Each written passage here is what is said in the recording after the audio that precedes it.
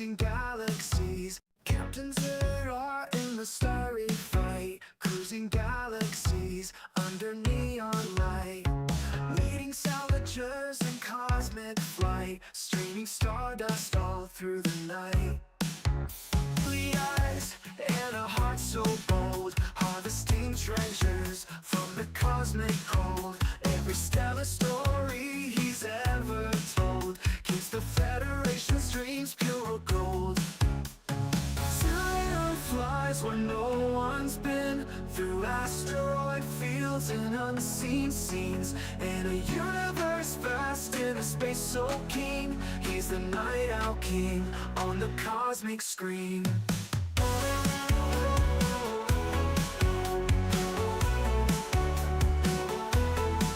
Collecting metals and alien tech, building new worlds from a crumbling wreck. Navigating through a starlit trek, he commands respect with just one check. Neon storms don't break his stride, cyber pirates can't break his pride. In the endless night, he'll always guide. He's the captain who never hides. Ziller flies where no one's been, through asteroid fields and unseen scenes, in a universe vast in a space so keen. He's the Night Owl King on the cosmic screen.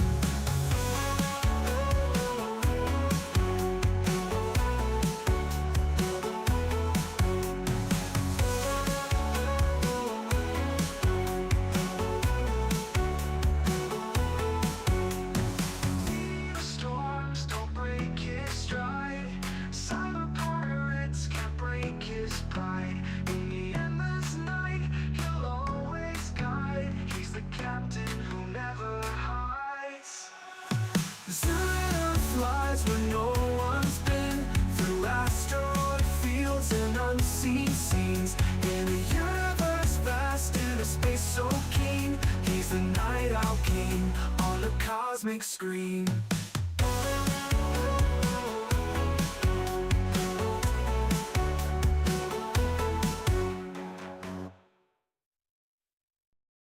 Captain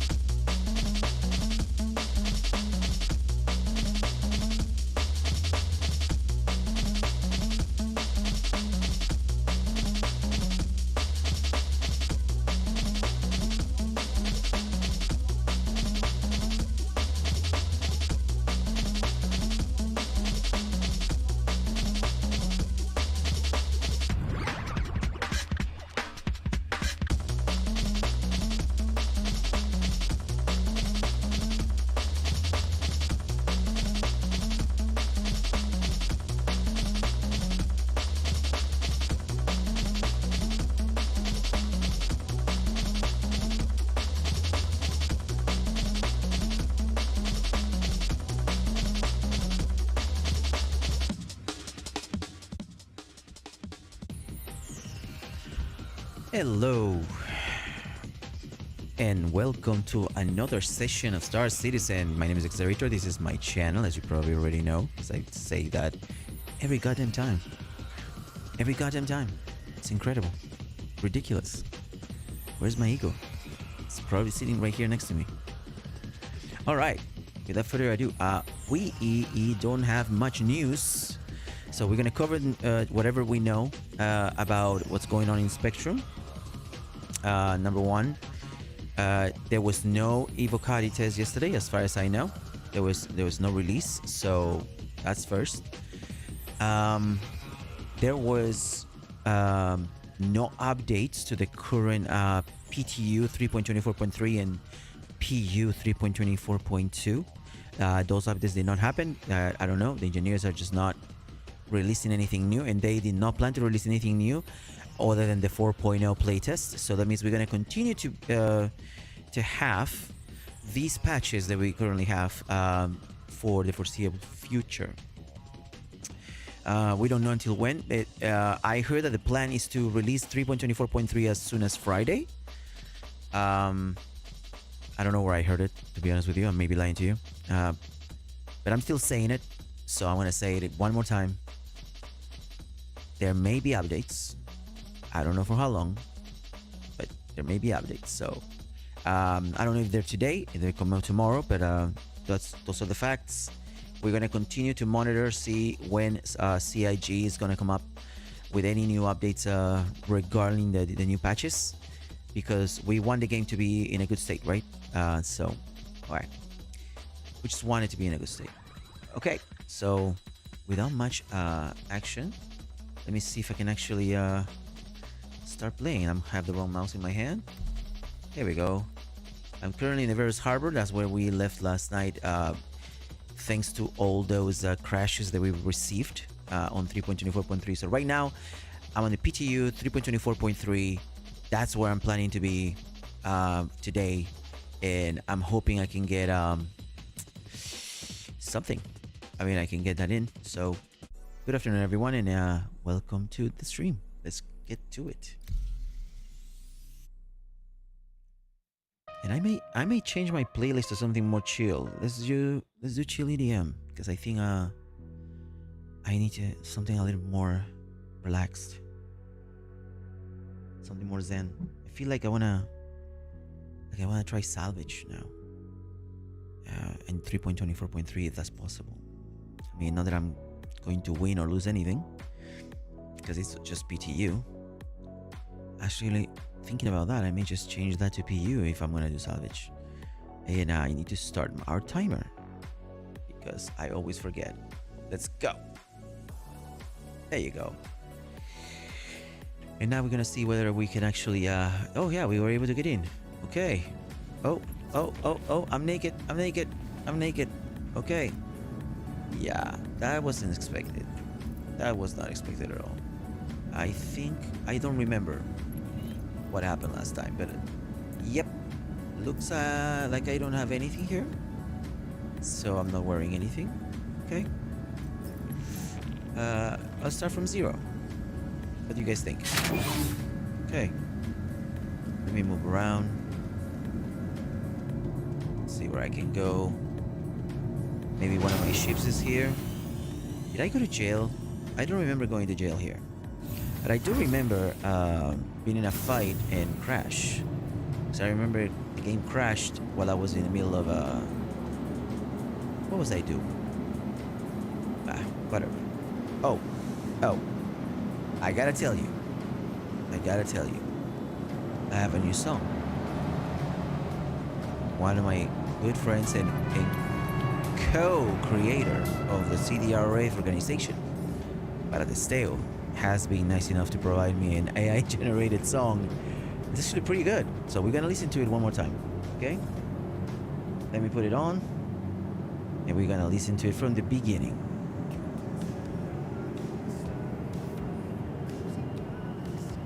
Music. Leading salvagers and cosmic flight, streaming stardust all through. Look at us. It's better just to listen to music while I'm doing this crap. And drinking coffee. Every stellar story he's ever told keeps the Federation's dreams pure gold. Zion flies where no one's been, through asteroid fields and unseen scenes, in a universe vast, in a space so keen. He's the night owl king on the cosmic screen.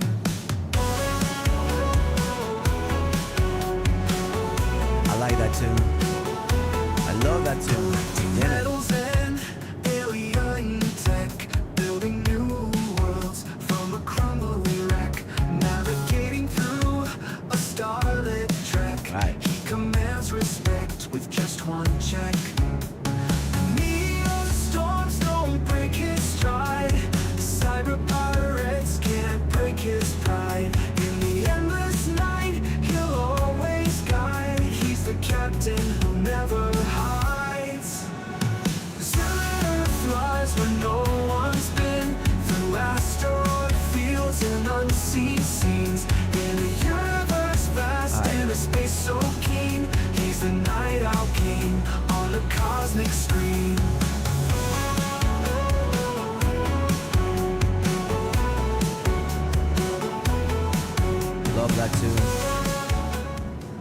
Loving it.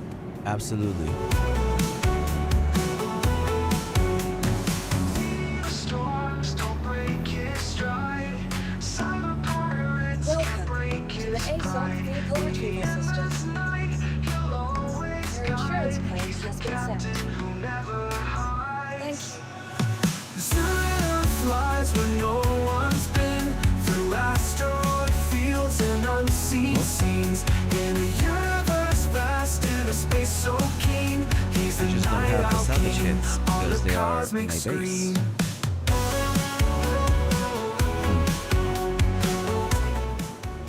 I gotta go.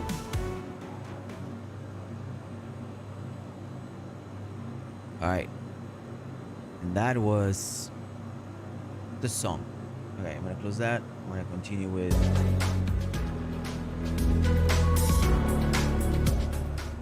There we go. Sorry. Just wanted to show you. I want to put it on stream so it's clear as day. Alright. Let's get to this. Freelancer Max. Drake Vulture. Rifle. So what do I want to do? Do I really want to be in the PTU? If I'm gonna salvage, might as well salvage. I want to salvage Aaron's Halo. That's what I want to do. And so that's what I want to do. So what I really want to do is get out of Please here. visit us again. Goodbye. Yeah, we're gonna change this. I'm gonna go back to life because it's time to make some dough. It's been a while since I've done any salvaging, and I am hungry for panels. Hungry. So let's do those. Just we need to confirm that our life is in the right place. Launching now. Wasted 4 minutes, but hey, decisions.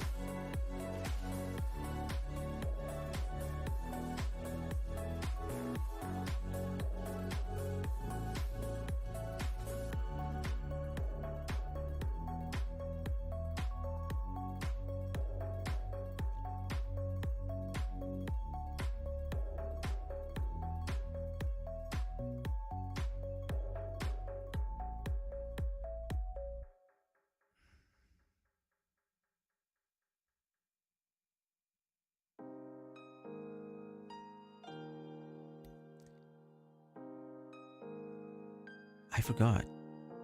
Today's Halloween's Eve. It's a very sensitive time for all those Halloween lovers. Don't you guys think?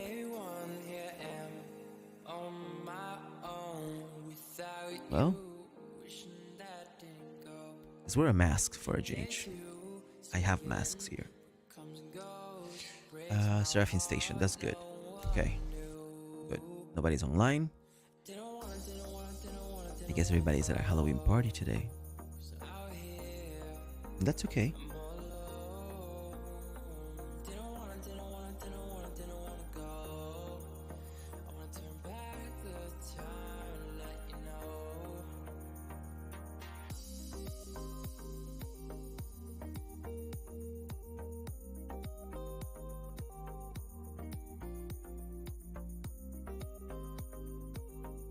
Alright, double checking. That we're getting connected, but not spawn. We'll see. Oh yeah, I want to know if I am. Okay, I'm in a different server. I'm 510, so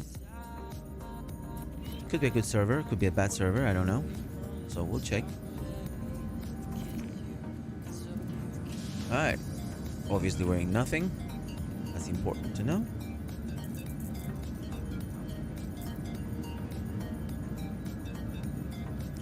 Putting my helmet. Do I have any armor? Yeah. Because I left my stuff here as I was doing what was I doing? Bunkers. That's what I was doing. I remember now. Okay. I guess I just need. Oh, not that. Yeah, that has to change. Good. That one is good. That works. And the helmet, you use the same. Nobody cares. And I can open this. Get some of this stuff. So, I'm gonna need some med pens, but not so many of them. So, maybe like 3 of those. Yeah, let's get 3 med pens. But we gotta load the ones. There we go. And then maybe another 4. That should be enough. Cruises, I always bring a lot because you gotta. And I can bring these 9 P4s because I think on weapons I do have a P4. Yeah, I bought like 30 P4s. Don't remind me. I'm still pissed about that. Okay, we have a good P4, scope, and everything. Good. That's our weapon. We have our ammo. What else from here? Oh, a tiger claw just in case if I get crime stat. Utility.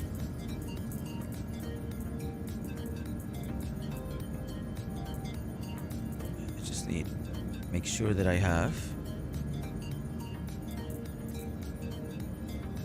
There we go. We have the correct beam for that. Let's go check. That's salvage. That's not the right one.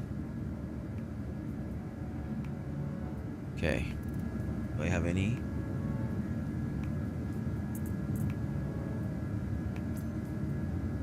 Right. Now I have a light salvage. Is this? That's the tractor beam. Let's see how that works.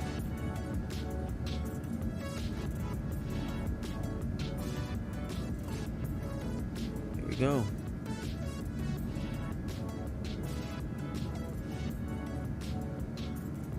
Is this the salvage one? That's the cambio? Okay. Tractor beam. That's the one we want. How do you make it stay?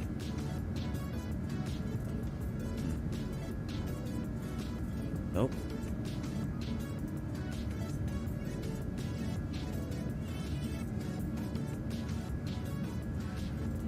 Yeah. That's the tractor beam. Okay. Now?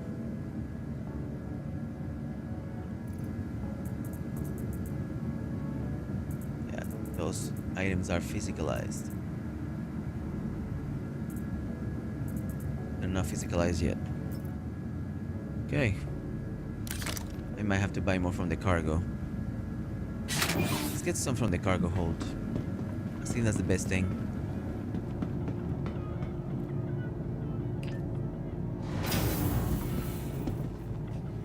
Just getting new ones, making sure that the ones I have are not bugged.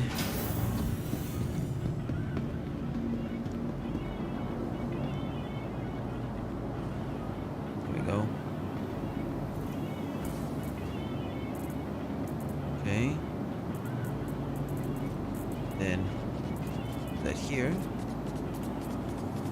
All right.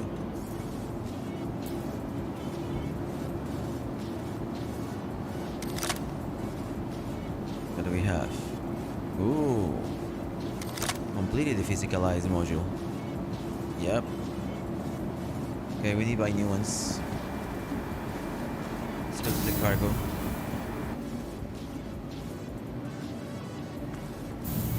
Cargo center.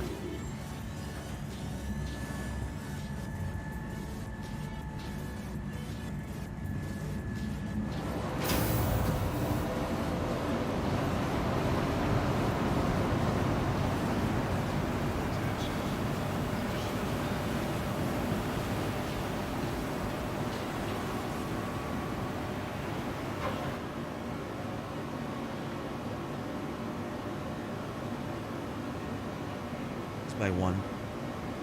Still we need. For now. Now let's go see if we can equip it.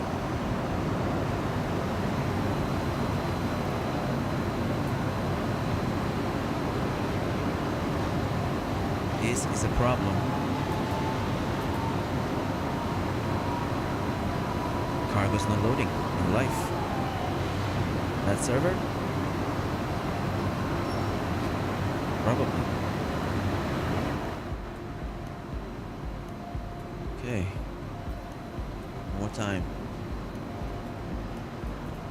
Yep. That server.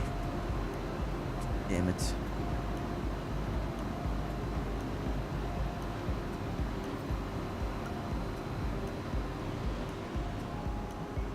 Oh, let's go confirm if the location is bad.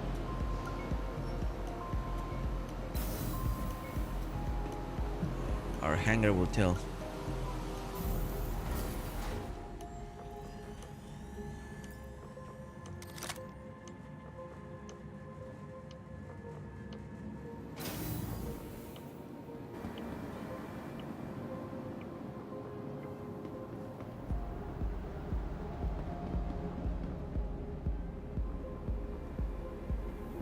Okay. I cannot put the tractor beam down. Nor any of my clothes. I can holster this thing. Isn't that weird?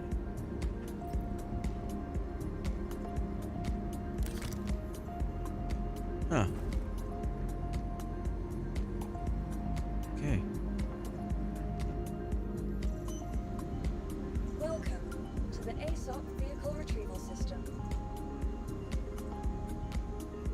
Vehicle selected. Stand by.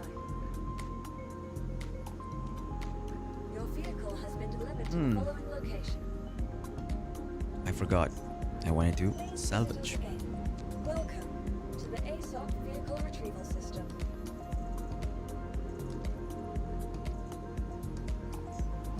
Your vehicle has been delivered to the following location. There it is. Please visit us again.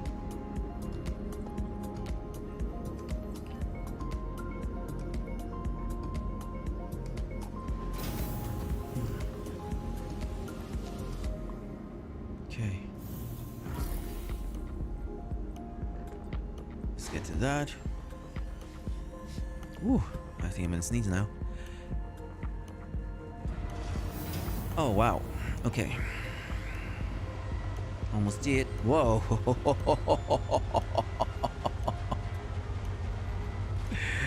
Ah, you're witnessing this, guys. Yeah, that's gonna be clipped for sure. For sure. Oh my god. So I may need. Okay, I may need to put the vulture down.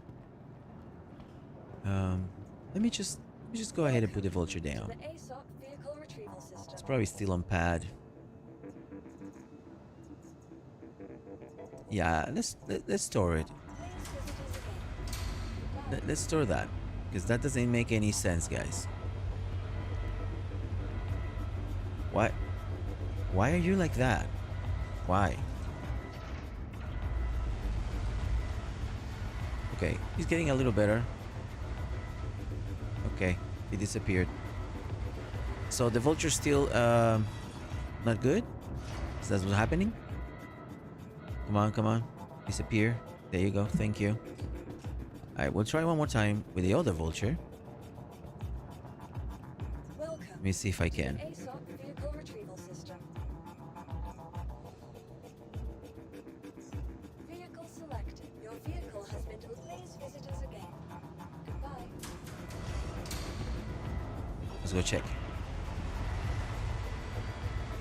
And this one is okay. And this is why sometimes you need your ships. This is it. This is the reason. This is the reasoning in my head. This is the final reason. The most absolute, total reasoning.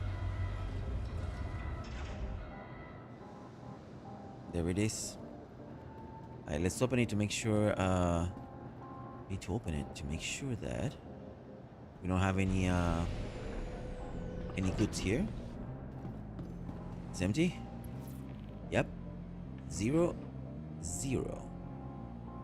And it says storage, but it says 0 next to it. CIG, you're really good at this. You're really good at making games. What the fuck is this? What the fuck is this? This is a half-baked solution at best. What kind of polish is this? Don't you have enough QE? QA? Or whatever? Shaking my head. Okay. So we got the ship. Alright, now I need to make sure I have everything I need. Alright, I got my components. Oh, I don't need those things, so I'm gonna need to put those back. I just need to make sure that I have the proper... Yeah.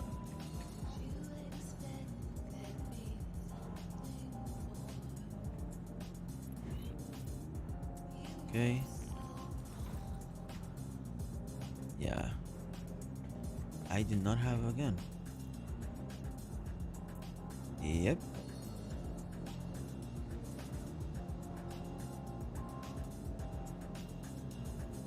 Okay. I'm gonna put that back. Then I'm gonna move this and this back in here.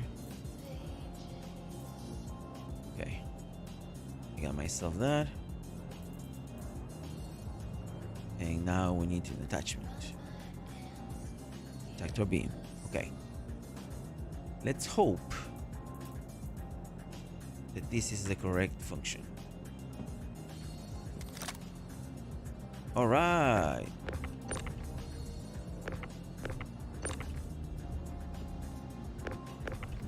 Okay. Okay, I got that. Oh, I need a shoulder one for longer distances. Okay, max lift. Do I have med pins? Yes. Do I have water? Do I have water? Okay, I do. Right. I'm good to go. I got my gun. I can defend myself. Right, 2.5 hours. Because it takes half an hour for this. It's ridiculous. Alright, let's do it. Perfect.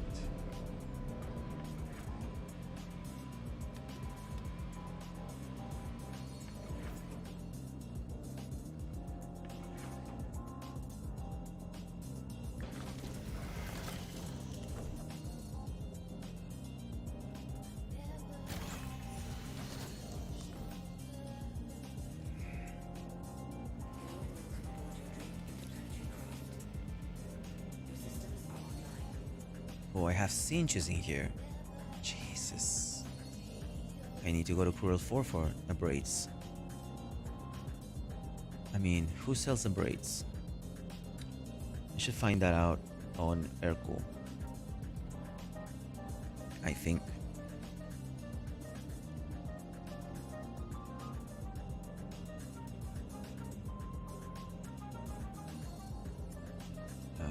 What can I search for?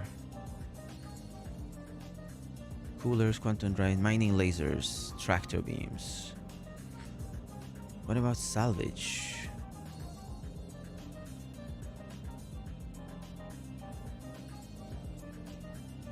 Yeah.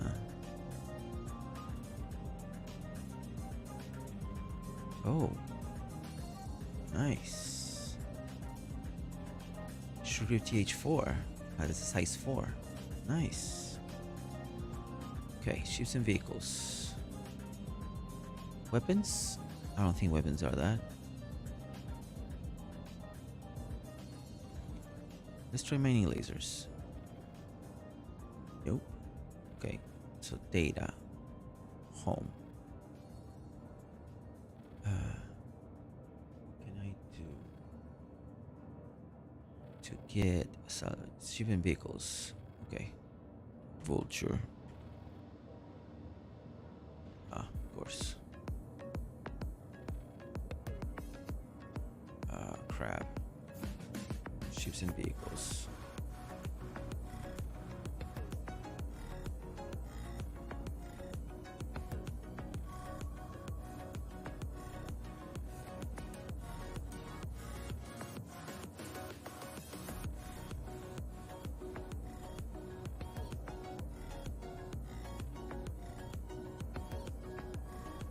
There you go, Vulture.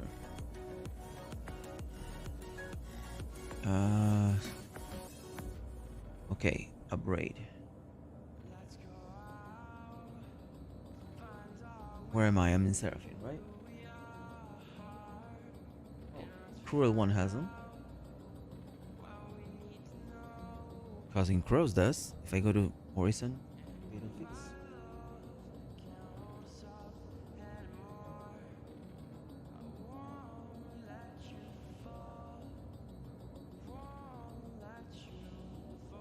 Like Cruel 1, Cruel 4. Cruel 1 is the closest.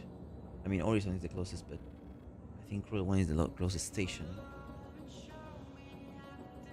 Let's do that. Let's go to Cruel 1.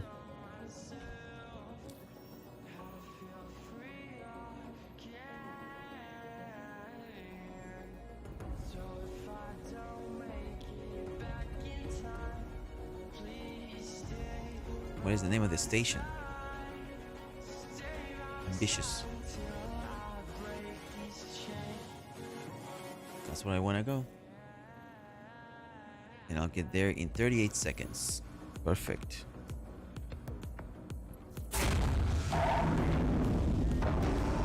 Wow. Those doors, pain in the ass. Okay.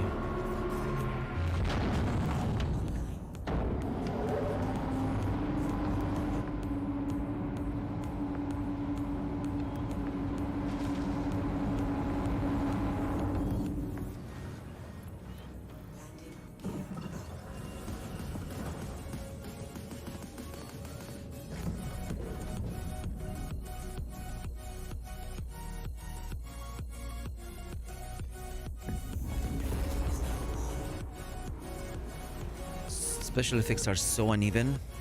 It's insane.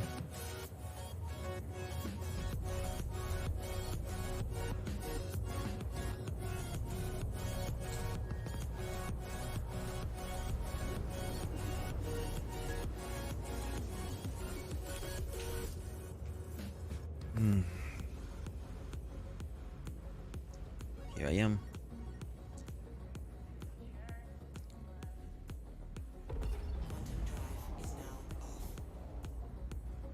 Gonna leave that there.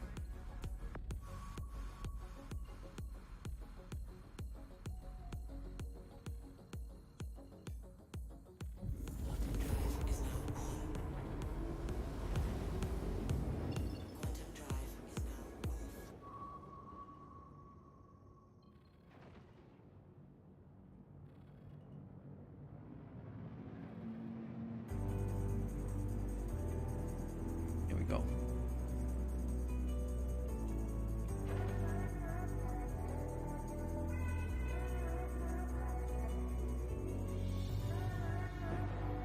Alright, slow down, cowboy.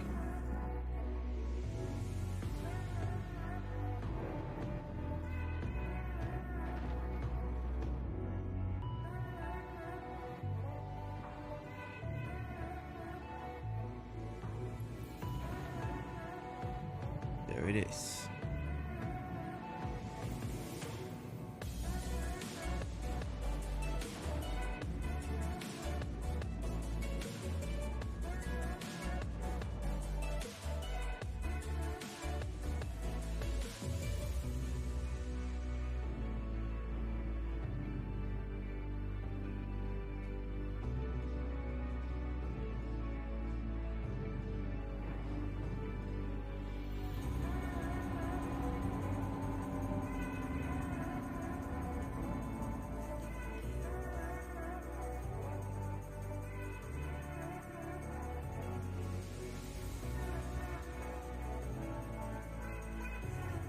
Perfect. Let's go.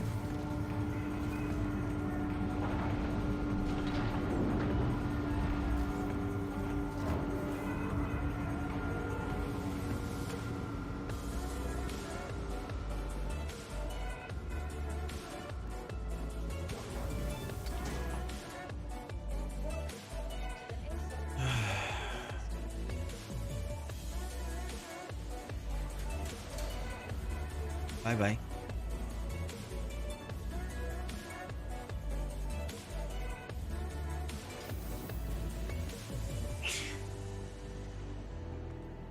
bless you, baby.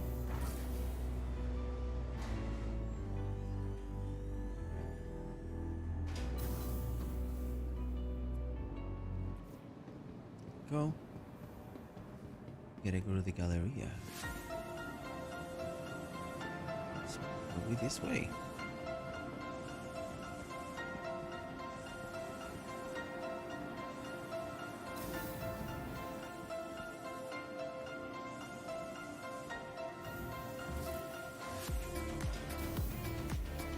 Oh.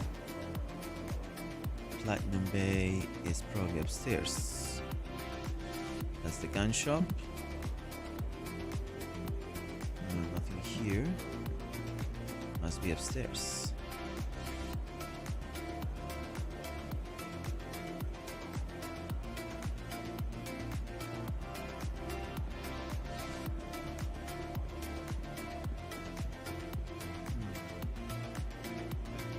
Platinum Bay. Ooh. 401 has my number. What kind of guns do you have? Oh, the Ravager. Just simple pistols. Okay. Alright, I was just checking, guys. Come on. Is it here? And there it is. Let's get 2 of those modules. Do I have... I don't have trawlers. Okay. Well, I'm about to find out whether I need that.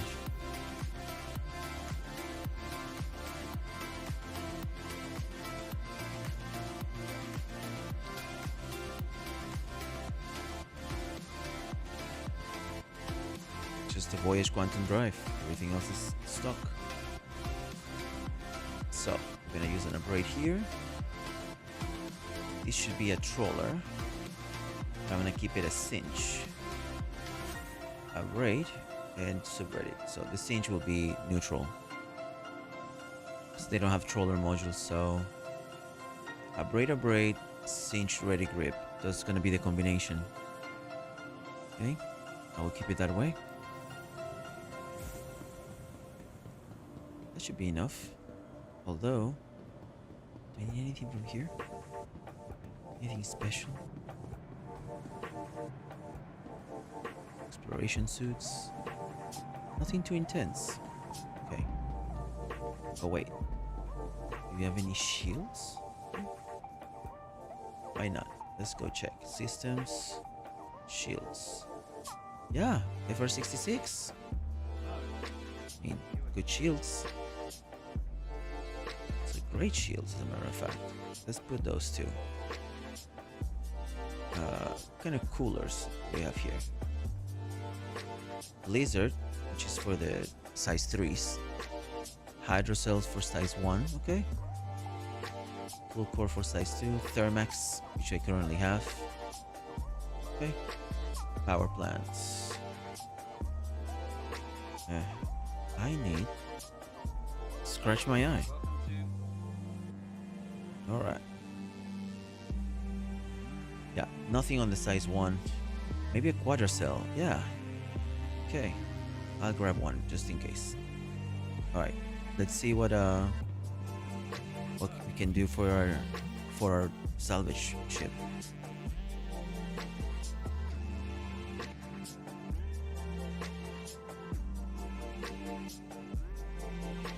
Ooh.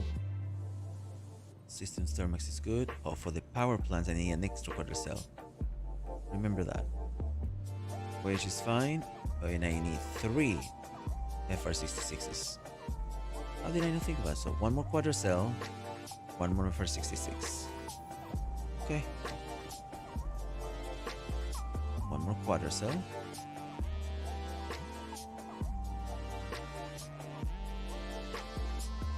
Spending money like I have it.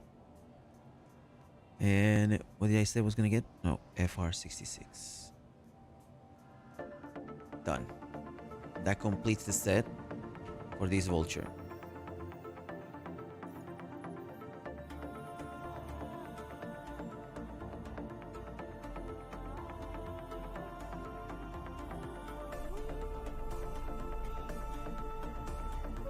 second quarter cell. This is the third FR66. Okay. This is good. Let's see what that provides to our ship. It's a good song.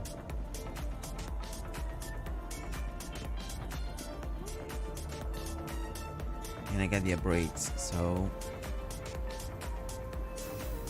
we're good. We're good to start salvaging.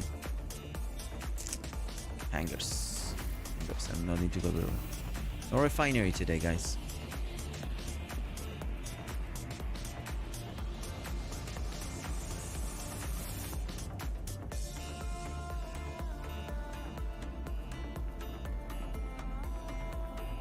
Welcome to the Exxon Chemical Retriever System. Okay.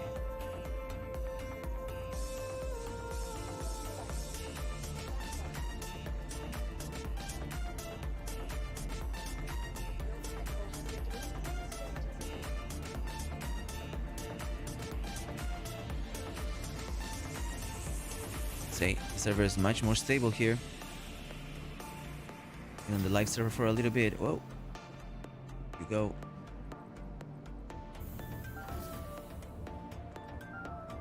Why do I have these guys?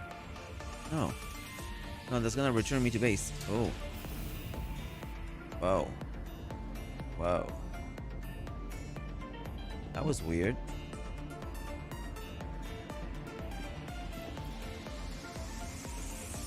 Yeah.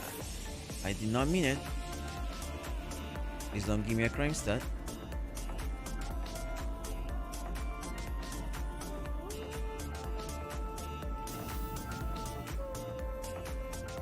Yeah, that's where I'm trying to go. Why small? Why not medium? Oh, because I pull my ship. I see. I see the error of my ways. Alright. Let's go.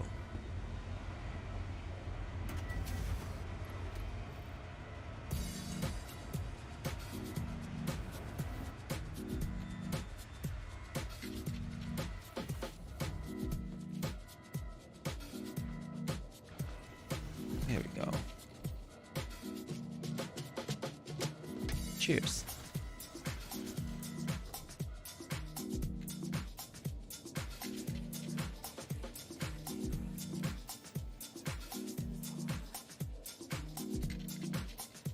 Let's do a little bit of a refill.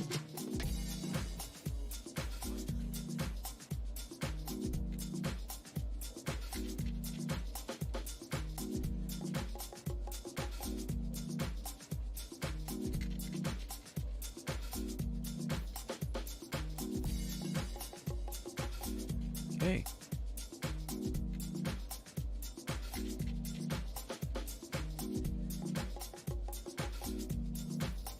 That's good. Provide it.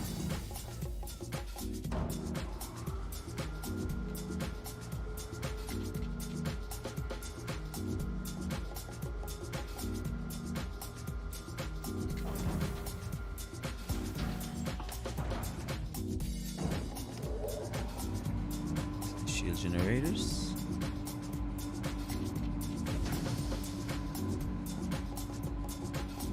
That's the maximum. Okay. And the salvage beam, of course. Okay.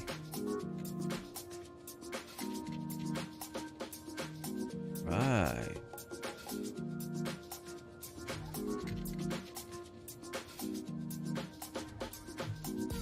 Hmm.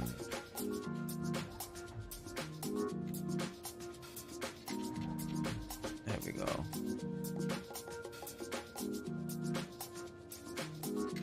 Beautiful.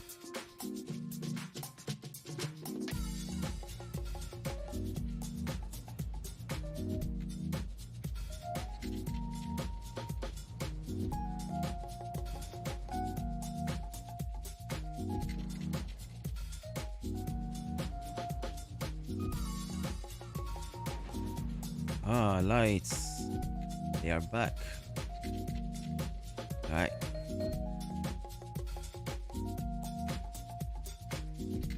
Where do I need to go? So right now, I'm supposed to enter Aaron's Halo, like around here. Or I could enter here at some point, but Aaron's Halo is like somewhere in here, right? It's not this one, it's this one, right here. So if I enter through here, on my way to Arkel 3,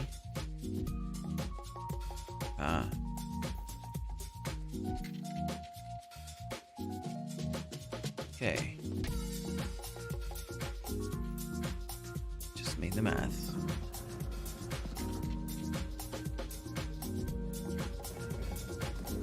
Perfect.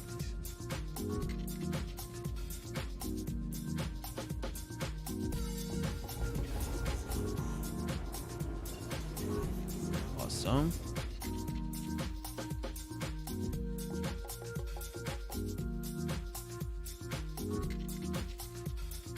Now that's possible. Beautiful. That's the route to get to Aaron's Halo, so I'm gonna try that.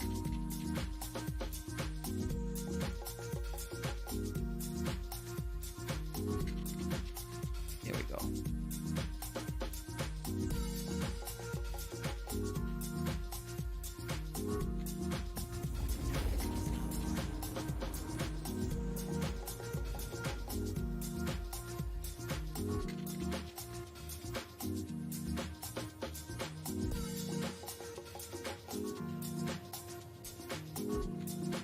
So, what they say was the distance supposed to be at around 11. Who'd be the judge of that?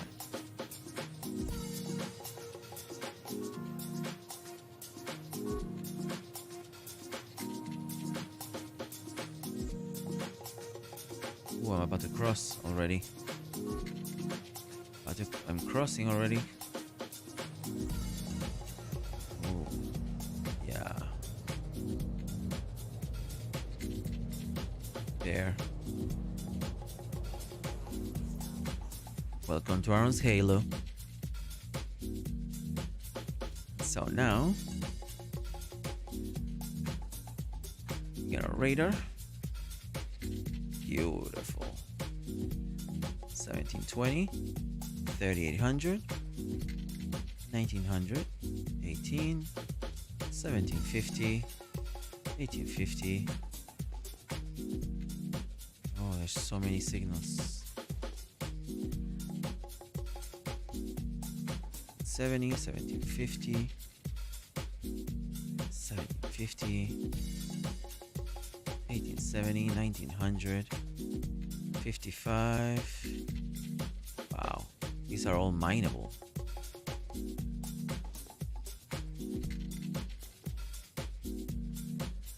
Wow, 7480. That's a lot of 1900.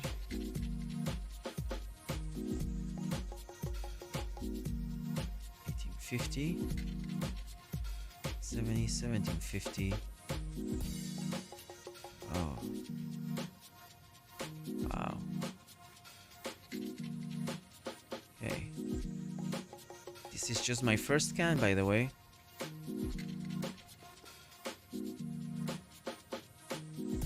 So let's go into something more complex. 55, and let's explore that.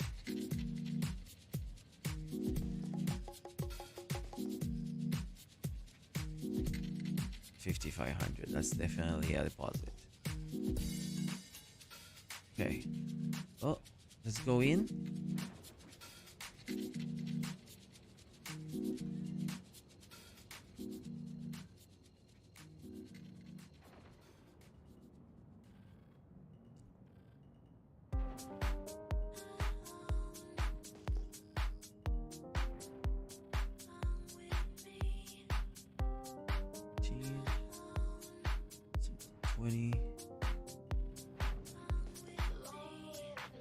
There it is.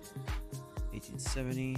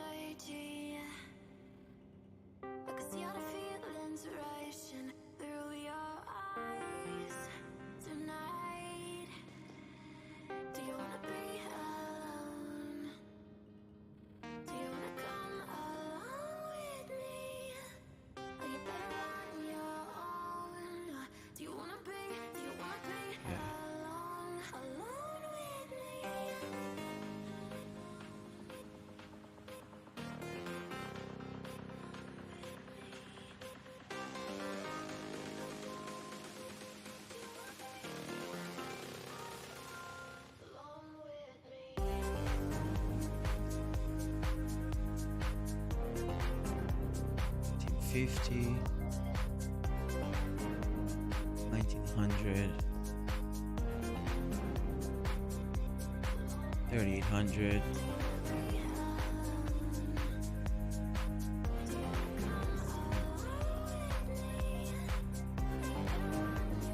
17,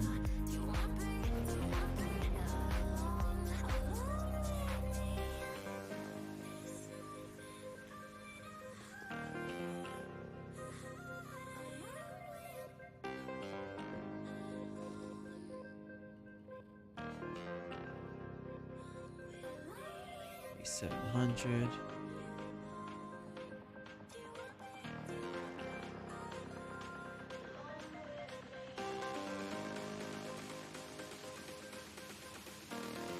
'Alright, I need to lower my speed.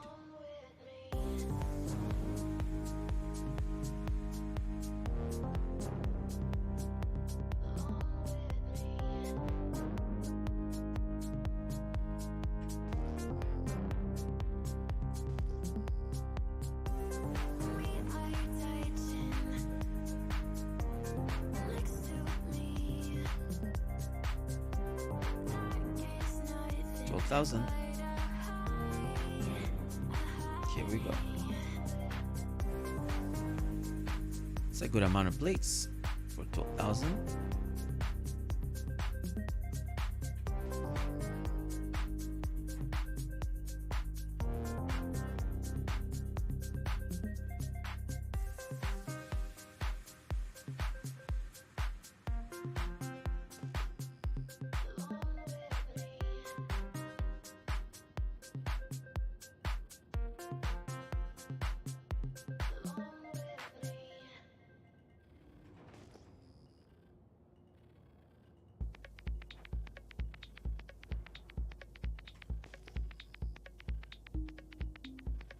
Cool.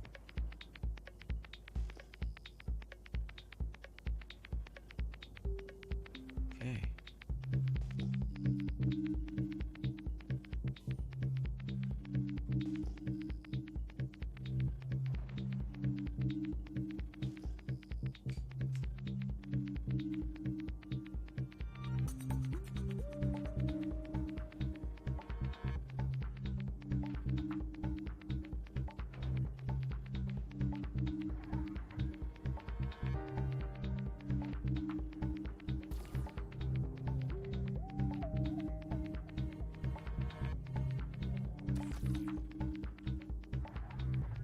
All right.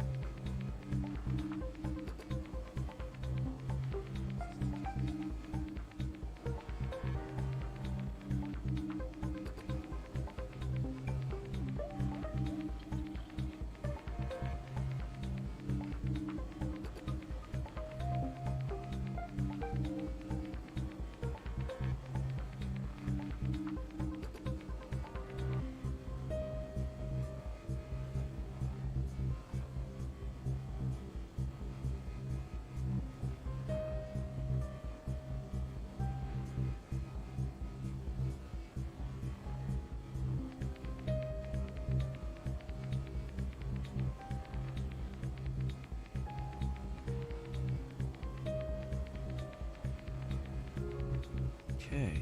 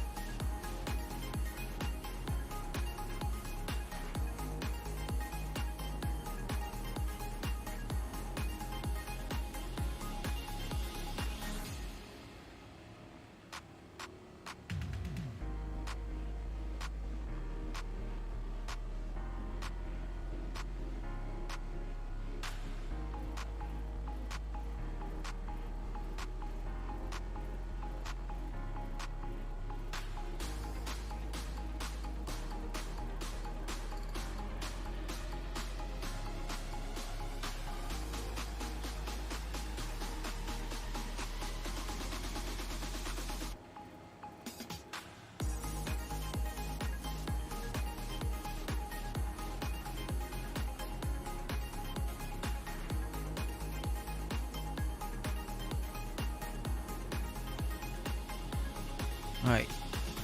I'm barely getting 6 SEU out of this. Salvage has been nerfed, so they nerfed the amount of RMC you can get from a single plate to about 70%.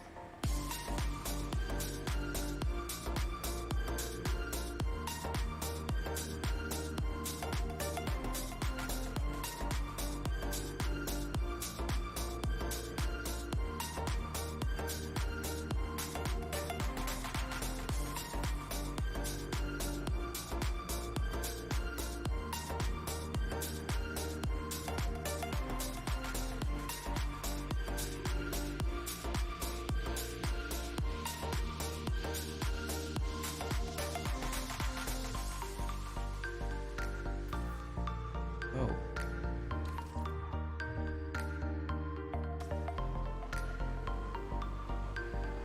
You can finish this as it moves. And then leave it alone. Ah. Okay. There's more here. There was one in the back. So let's go check for those.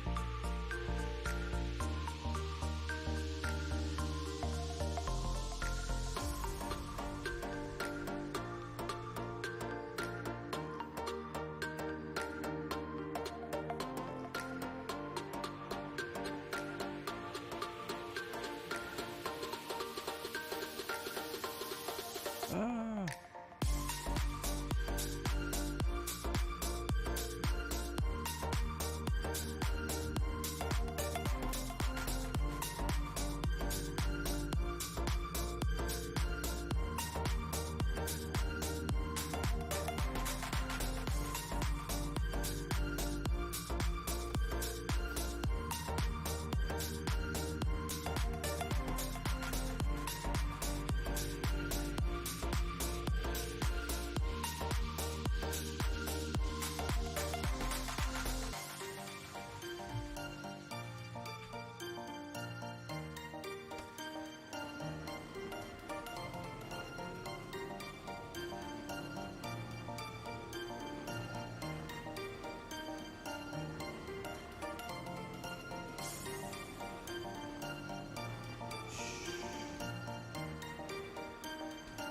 Okay, pins out.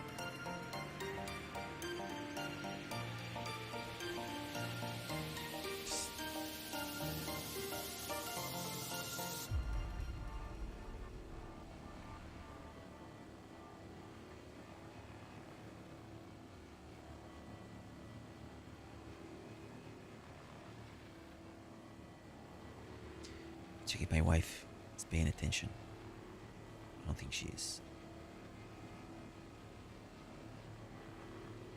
I'm gonna go get myself a Coca-Cola if that's okay with you guys.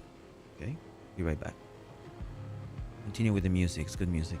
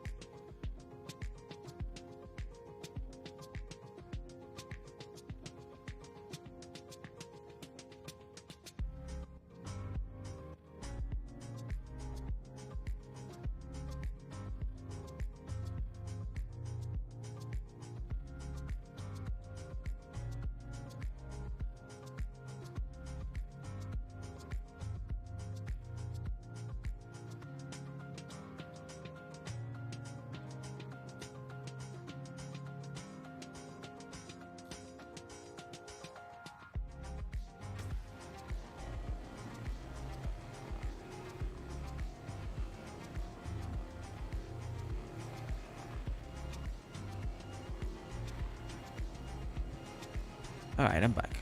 I just needed to get myself a soda, then just continue salvaging here in Aaron's Halo. I found a bunch of these. Just hard to identify them. They need to have a marker or something.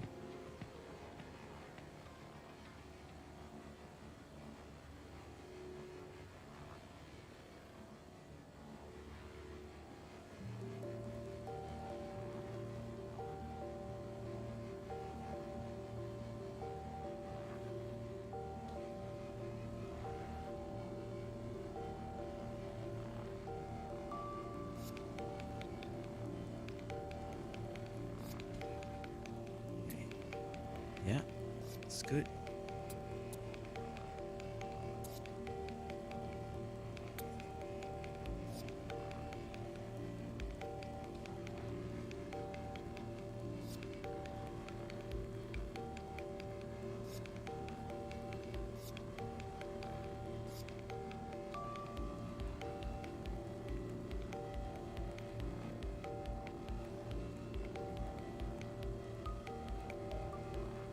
Okay, this one's finished. Next.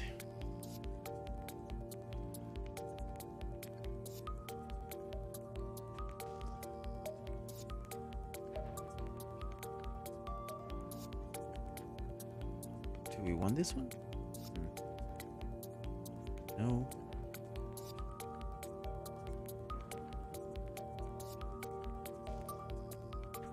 There you go. This one we can do.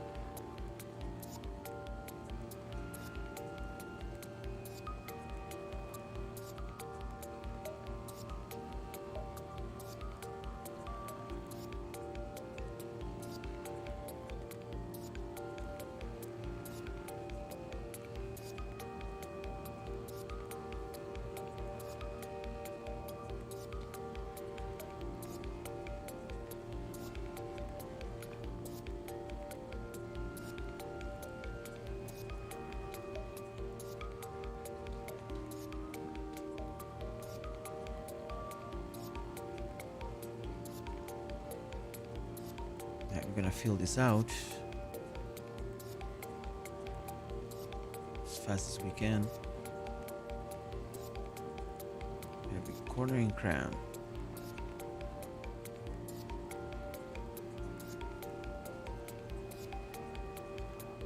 Perfect.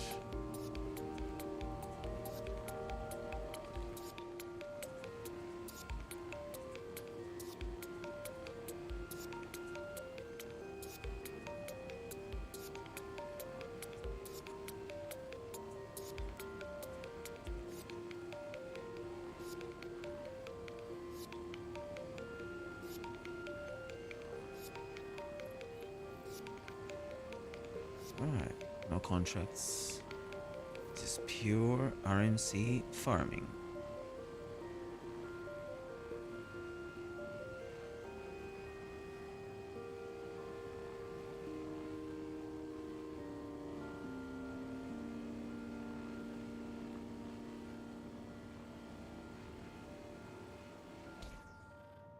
Here we go.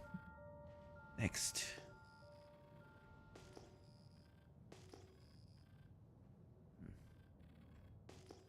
There it is.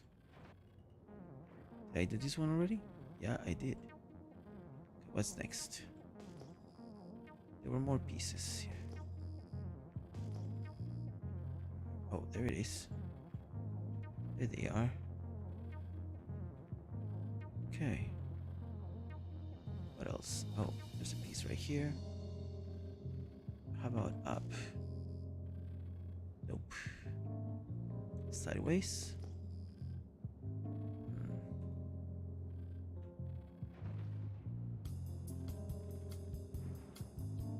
1050. If I turn around.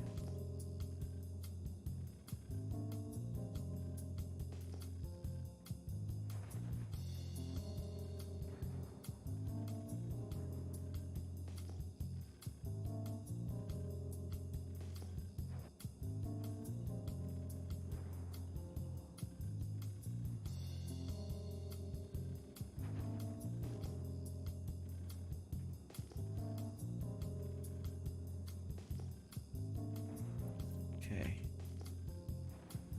Long distance. That's 19,000. 50, 3740. Okay. Okay.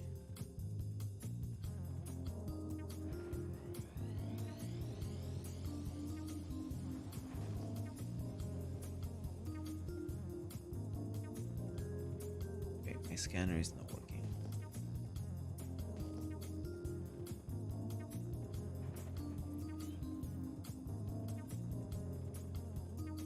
Whoa, whoa, whoa, whoa. Ooh.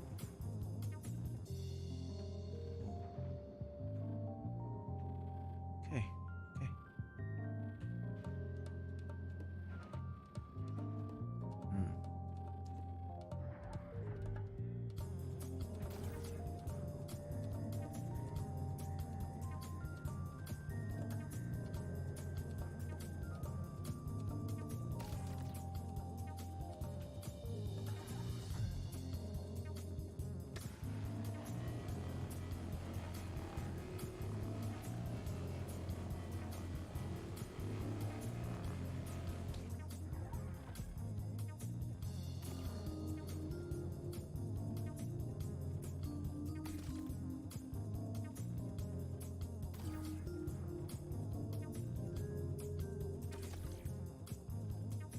Okay.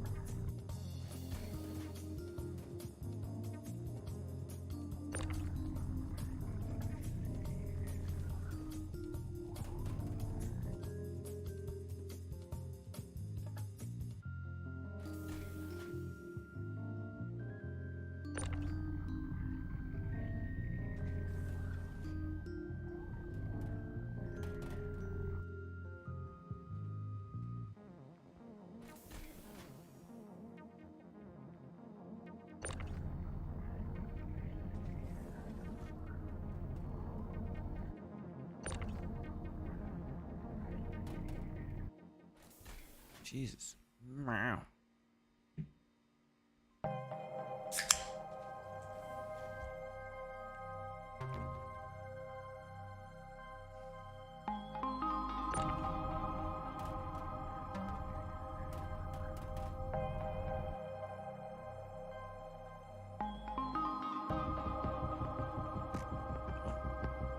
here for you to properly eject.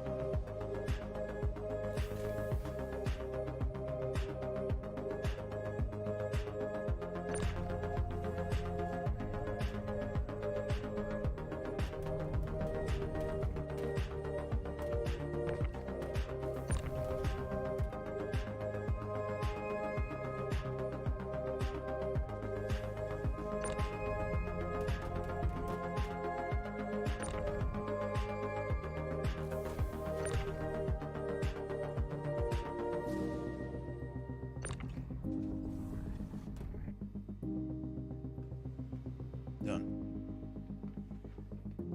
Oh. Oh. Oh. Do I have another button here? Yeah, I do. Okay.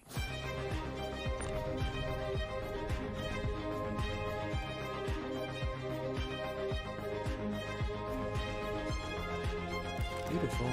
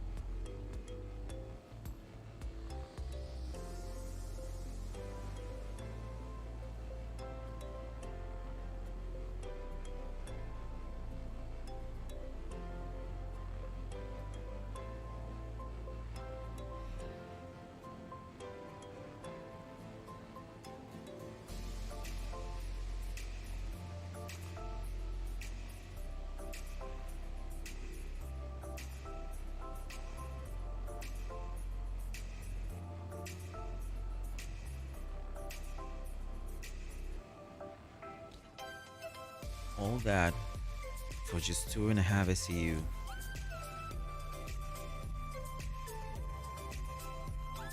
Incredible.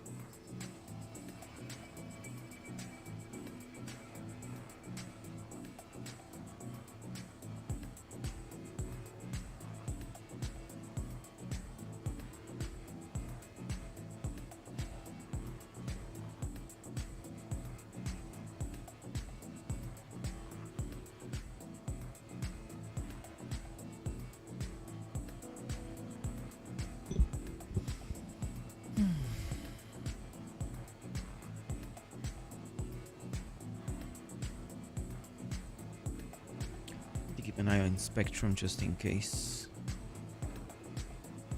So I want to put that over here.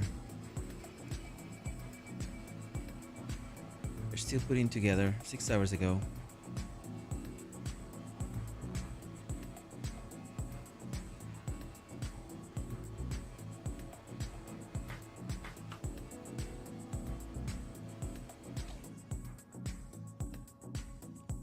Okay.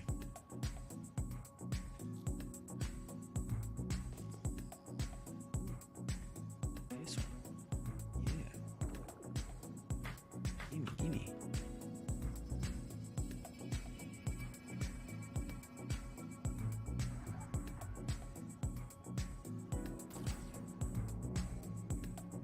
Yeah, that one I played already with. So.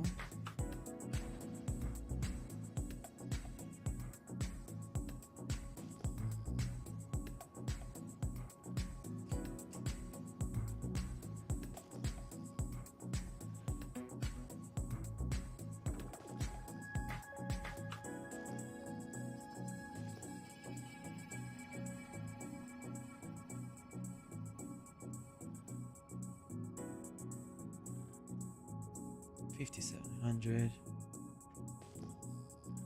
$1,700, $1,900. Okay. Those pieces, not interested.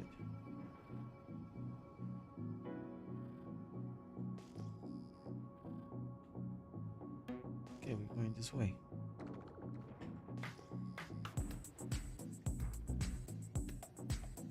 Yeah. 17. There it is.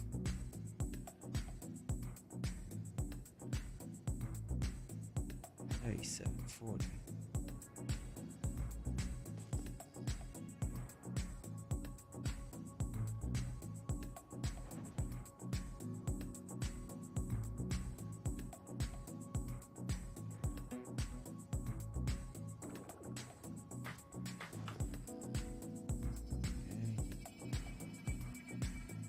Okay. 50.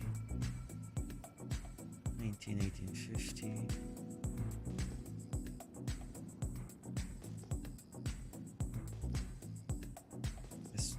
This direction.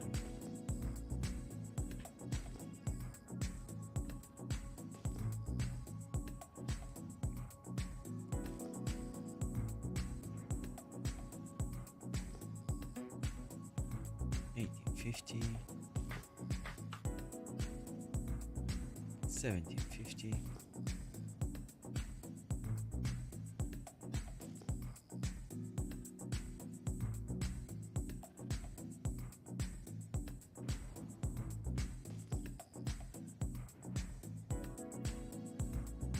$1,700.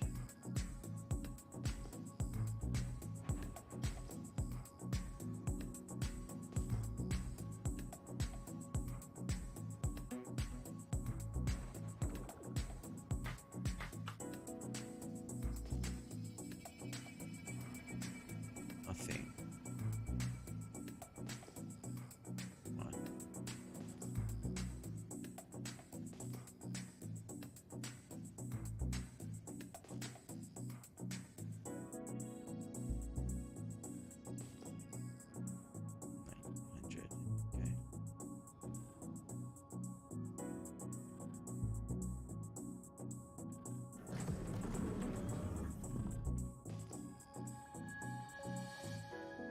1750, 1900.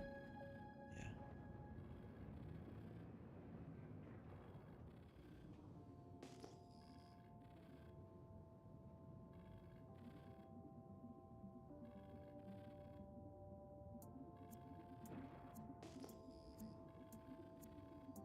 Hundred. 1750, 1750.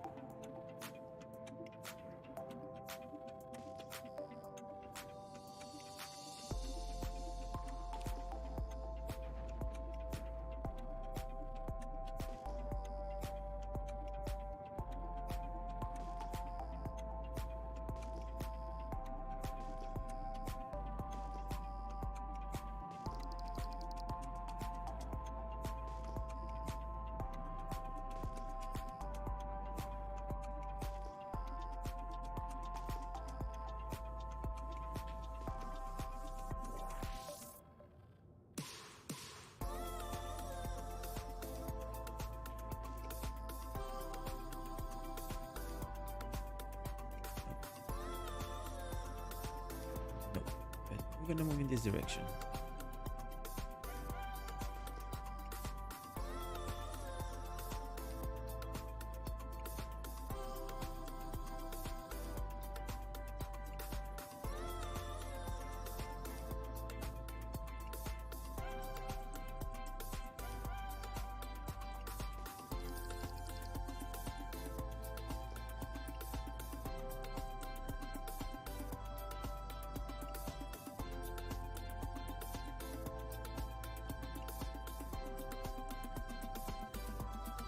Shit.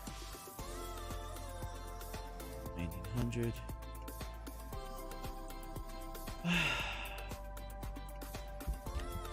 It's really hard to look for things when you're sort of tired. 18, 19. Let's see.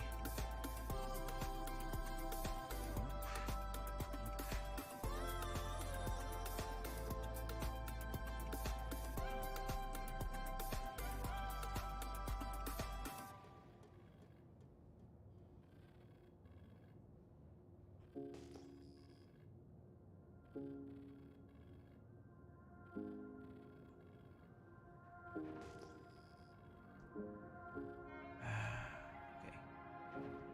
I need to pass this.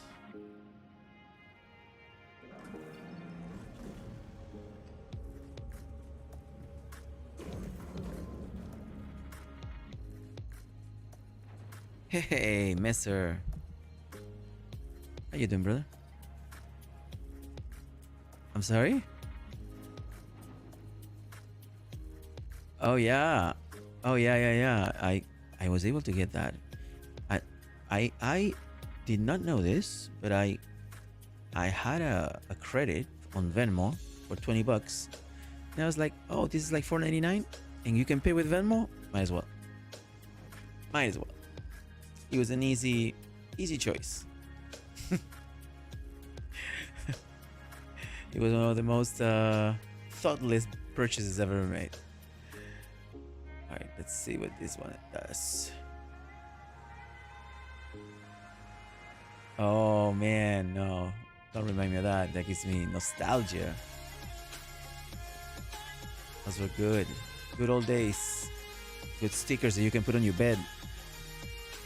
Okay, let's see if I'm not gonna get that.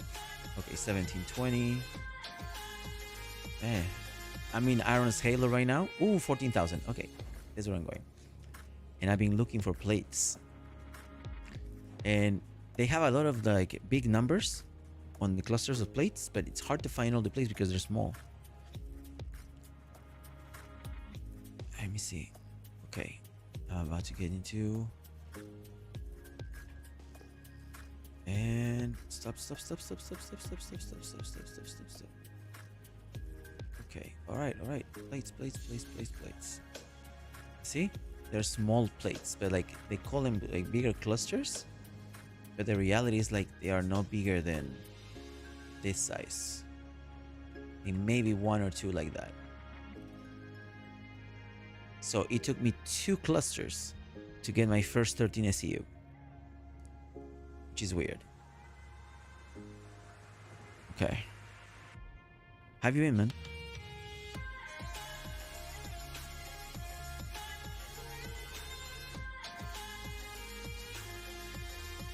Ooh. Okay.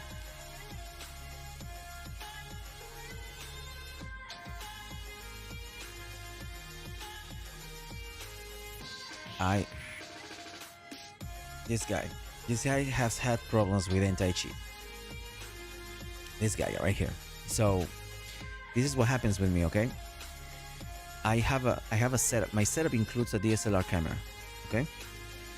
And so in the setup, the DSLR camera, the driver for the DSLR camera, is recognized by Easy Anti-Cheat as a malicious driver. And so what happens is the game launches, and then it crashes, and it tells me Easy Anti-Cheat could not log in your game because of this file. And it's usually the one, because I have a Canon T3, a Rebel T3, and every time is the same. It comes from the Canon EOS software. So webcam software can interfere with Easy Anti-Cheat. I'm just putting that out there because it's happened. I don't know if you have any sort of like a setup with webcam, like in your rig, but if you do have an internal or external webcam that uses an app for that, like that uses a specific proprietary application, there's a chance that the application is causing anti-cheat to go. So one of the ways I resolved that was by disabling FOIP, faceware, basically, the face tracking. So the camera does not engage, and I will be able to log in. Now, it may not be your case. Maybe your case is a little more complex, but there could be an application that is just simply not letting anti-cheat run properly, or at least trust the application enough to just run normally. You could check the logs to see. What do you think?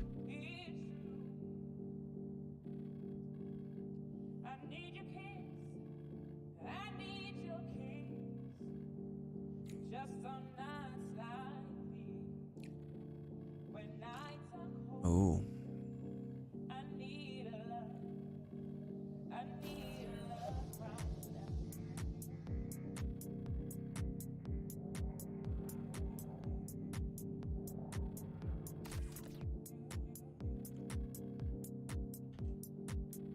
Okay. Yeah.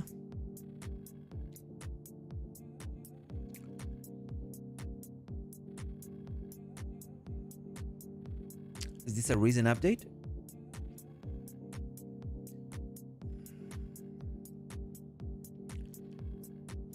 Okay. Yeah.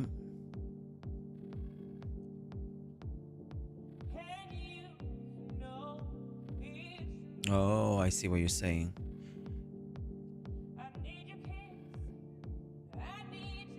Yeah. No.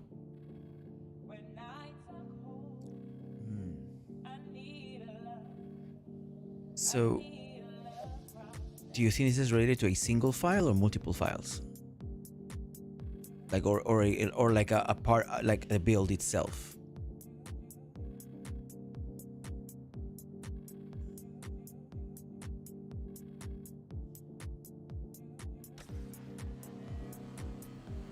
Mm-hmm.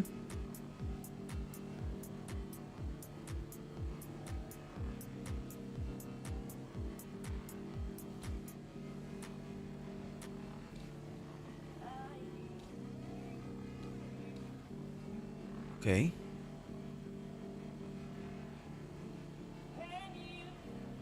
Okay.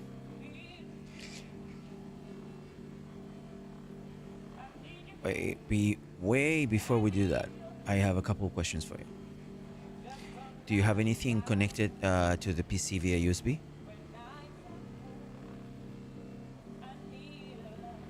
Yeah. peripherals in general, other than keyboard and mouse, like USB hub. You plug all the flash drives and everything. So you just have like those two. In your my guess is you are network wired or wireless, whatever it is your choice. So technically speaking, if you have no other device connected that can be recognized by anti-cheat, and you're still getting the error, right? And you verify your files multiple times? That's my best guess. Okay. So all the troubleshooting the CIG has recommended you have done. Okay. Yeah. Does EC Anti-Cheat have its own software? Like separately? Like a standalone version? Yeah.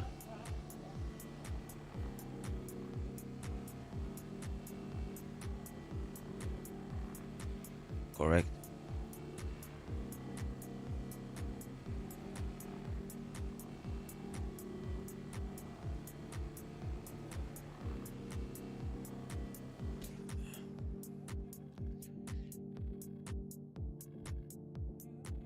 Yeah.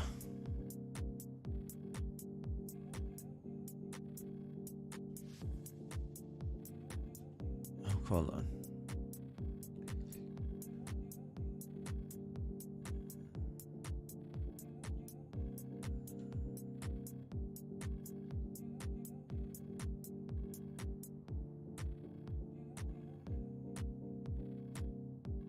Yeah.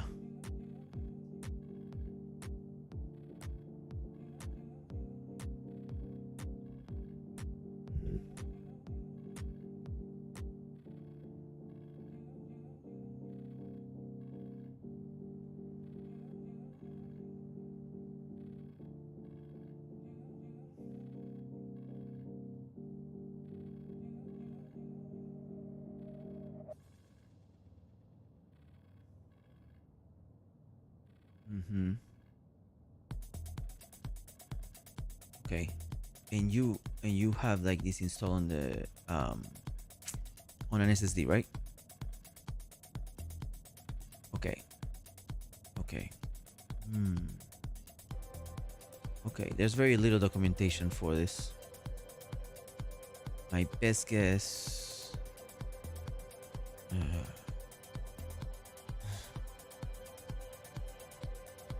Let's see. Whoa. Wrong mouse. Okay.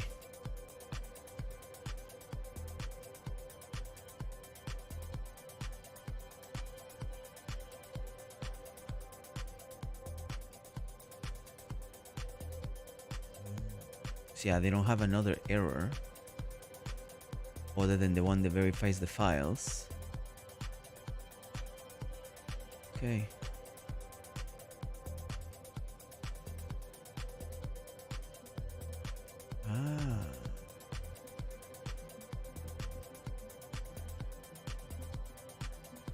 Yeah, you cannot. Can you download it via Unreal Engine download? Interesting.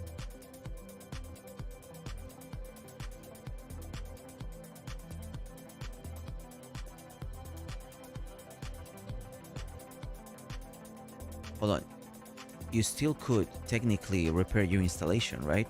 So technically speaking, if we go to the folder, right? Like let's say we go to the folder for Star Citizen, Rubber Space Industries. My guess is it's not in the launcher, but it's probably like in the live folder, in one of the folders. Every folder will have it, right? And you have the Easy Anti-Cheat, right? Have you tried deleting that folder and then verify your files? Okay.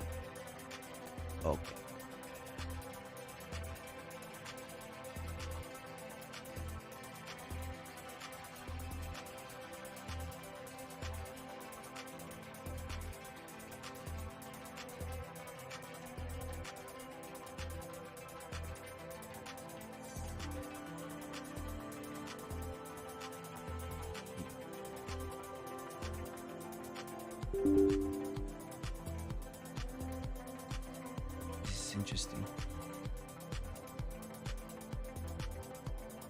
Yeah. Interesting.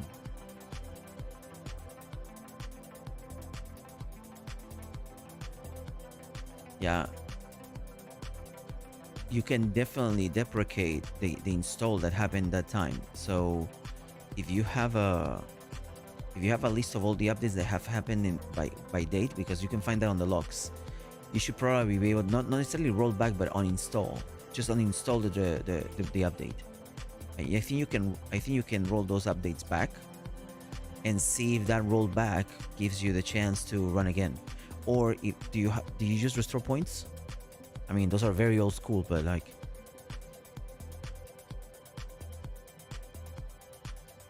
okay,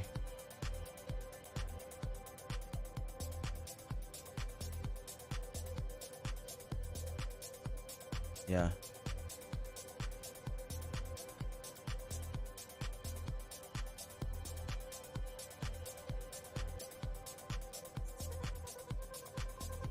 yeah, you could, yeah, yeah. I mean, do you have like a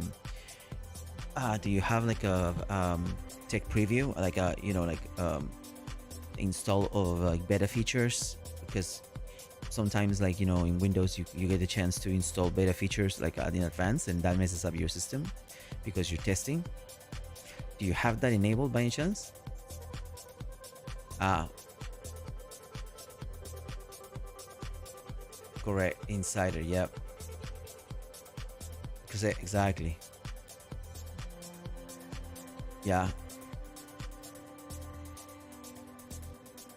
gotcha.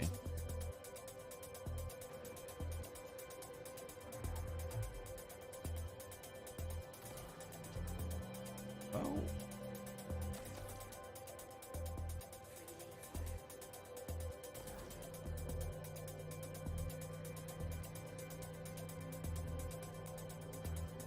exactly.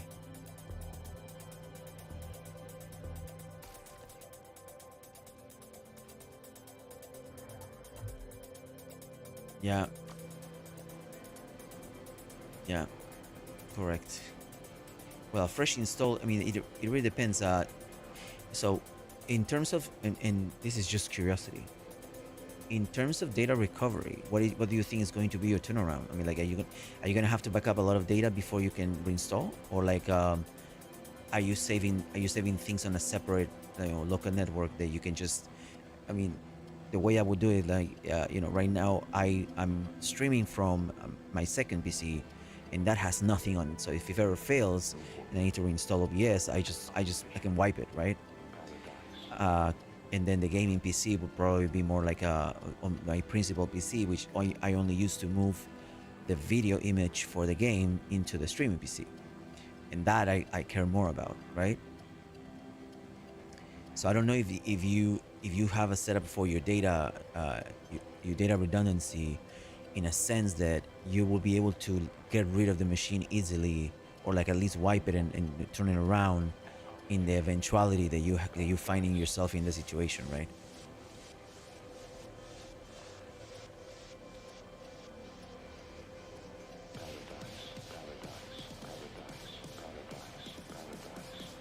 Ooh,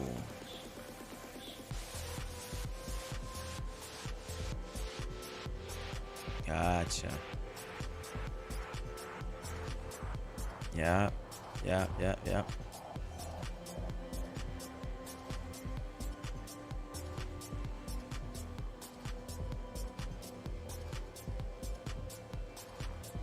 You were gonna gift it to yourself.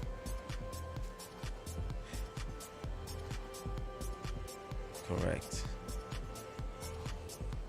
Mm. Oh, really? Like with 0 days, or like or like it's just like penetration issues, like updates with server related software, or because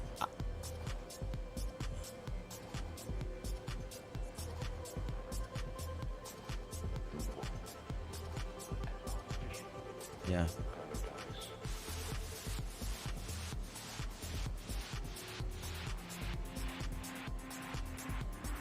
Yeah.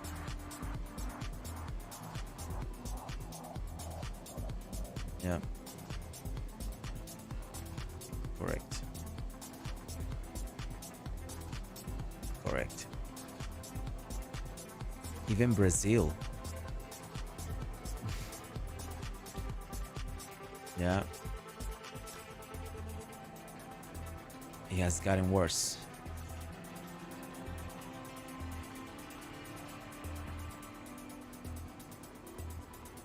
Mm. Okay. So all eyes and ears are on.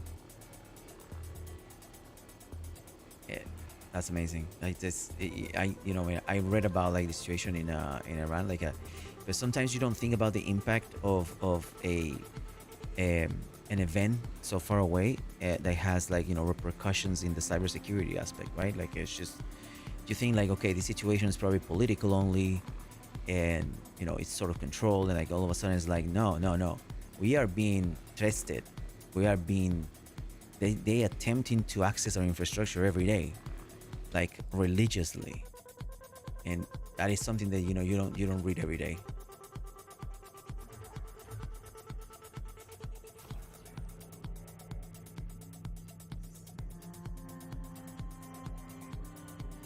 Oh yeah. Oh yeah. Yeah. Oh yeah. Yeah. Yeah. Yeah.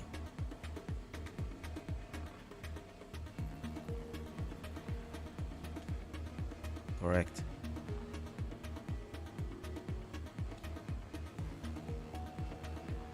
Yeah. Yeah.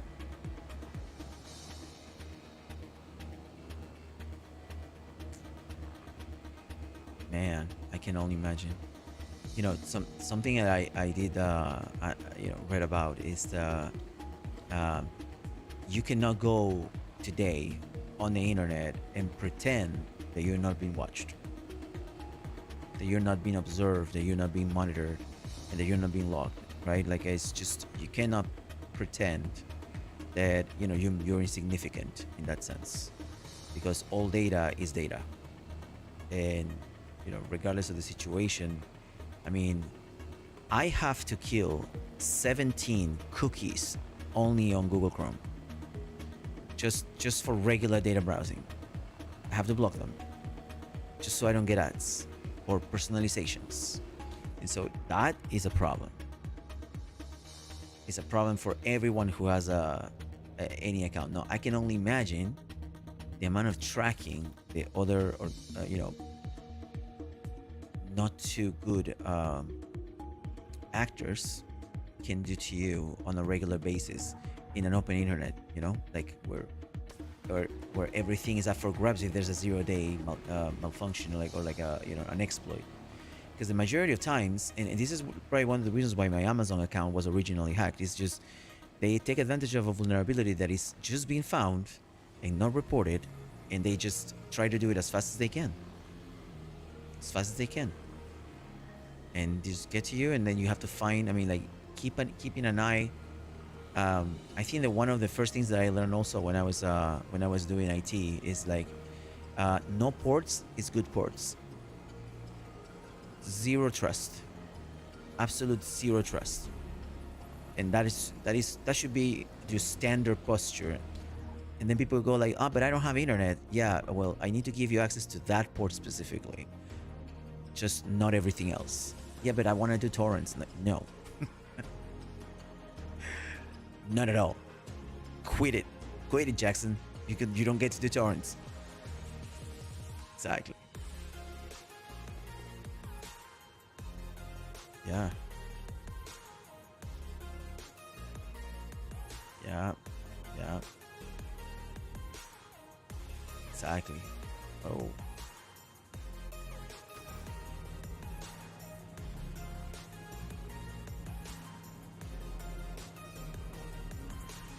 Exactly. Oof.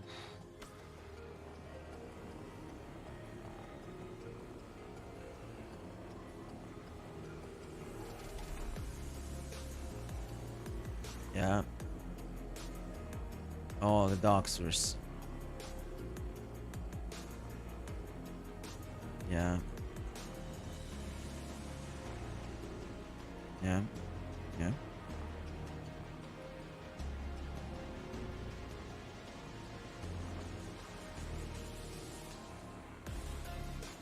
Yeah.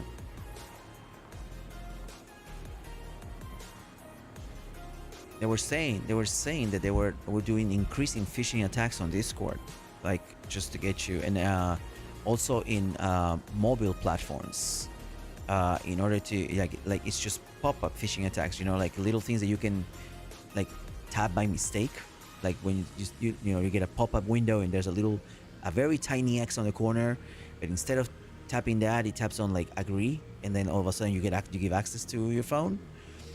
Um, I mean, the internet is dangerous, and I think I don't know. I don't think people know that enough.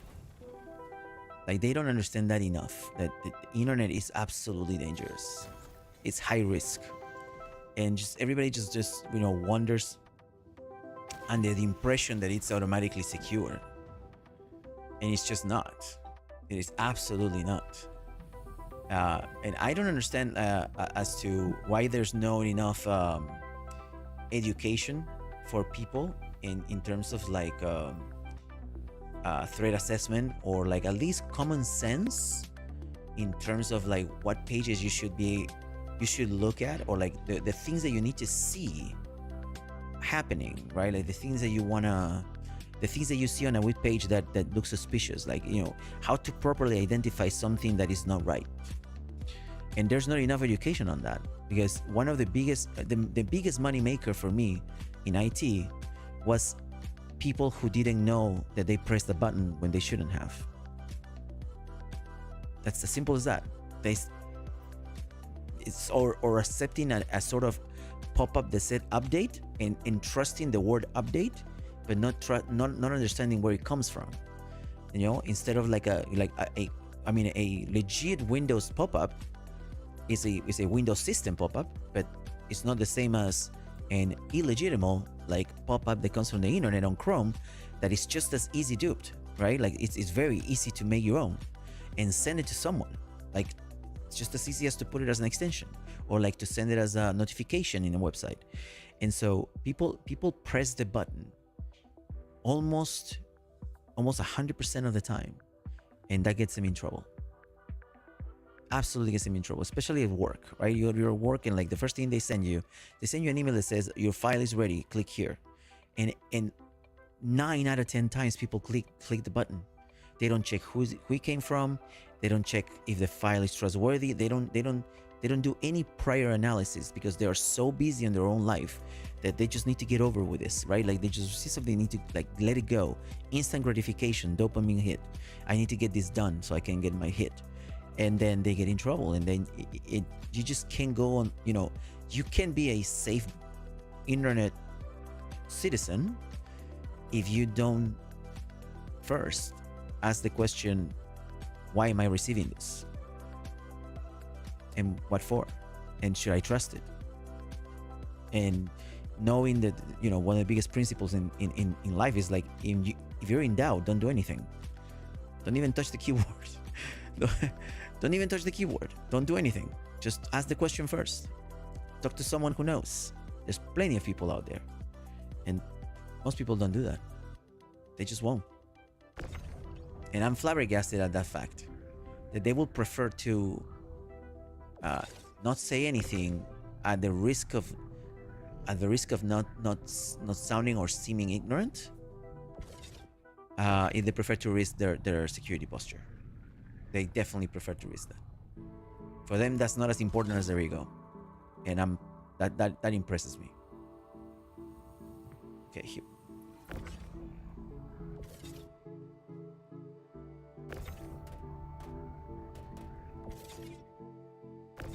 Oh yeah.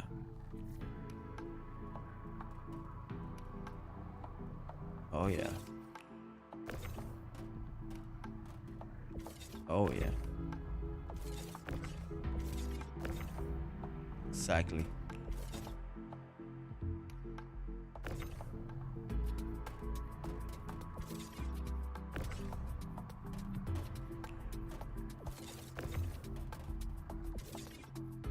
Correct.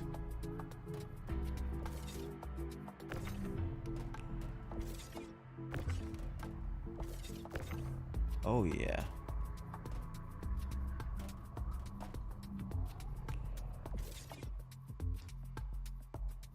Yeah. Yeah. Yeah.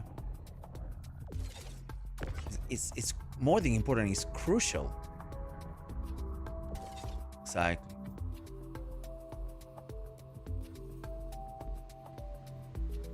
Yeah. I 100% agree with that. Here we go. I think in terms of like, infrastructure, in terms, no, I would say infrastructure. I would say in terms of training, because this has a lot to do with training. We are not training our people enough to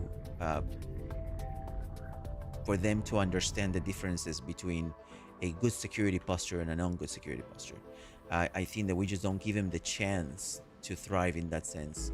We don't give them the chance to at least have the opportunity to make an assessment on the difference, because they just don't get that chance because they don't receive the type of training. I think we reserve that for certain people, and I don't think we should. I mean, like, if everybody knew that keeping the TV on consumes more electricity, more people will turn the TV off, right? If more people will know that if you keep the refrigerator door open, the refrigerator engine lasts less, then they will be more keen into closing the refrigerator door every time they open it.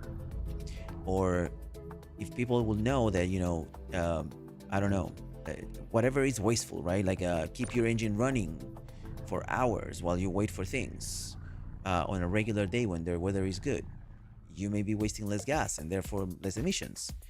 It's all about educating people into what is the best practice, right? And obviously people accepting that best practice as a status quo. And I think we have failed as a society in general. We have failed to those who know less into letting them know the better practice, because we thought we could sell them the solution. It's basically the same thing as it happens right now in Star Citizen with with the Atlas and the tractor beams. We have a problem. We have decided to make the problem ours, and then the company has decided to sell us the solution separately, because they are accepting the fact that they prefer us ignorant about the fact of how these things work. And so they nerf the tools that we have. They basically control us, and then they sell us a solution. And that is, to me, that is unacceptable in any sense. And the fact that now the Atlas is like free, it's sort of a testament onto how idiotic that was. How idiotic that was. I think it's the same thing with security training. Every person should have security training. We should not be selling the solution. It's very simple. It will be the same as you saying, to your parents, don't answer the phone, or like, don't talk to simply everyone on the phone. Don't give out our information online, on the phone. Like don't tell people our address when they ask. You can say hi, or you can hang up the phone. You have the right to hang up the phone. Might as well just hang up. Those are things. It sounds like convoluted in my head, because it is convoluted in my head, but that's how I think a security posture should be, right? Like, we should train everybody. The more people that are trained, the less we have to worry about being attacked. And I don't think everybody shares the same opinion.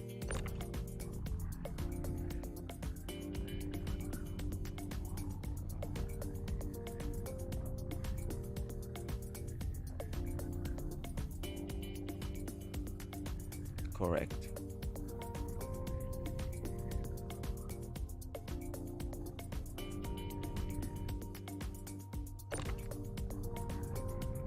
Yeah.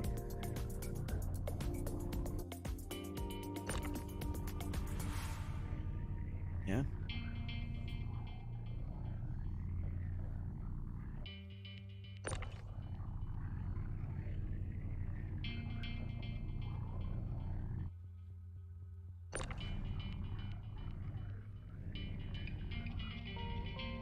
Correct.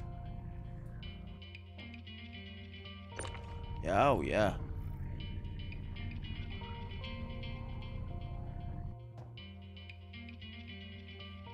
Oh yeah. Oh yeah.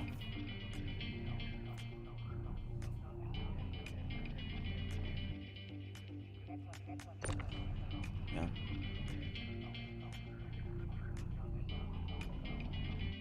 Well, not so much as I wouldn't say so much as donate. I mean, they should be able to at least make it affordable, right? Like, you need money to live, right? And that's good.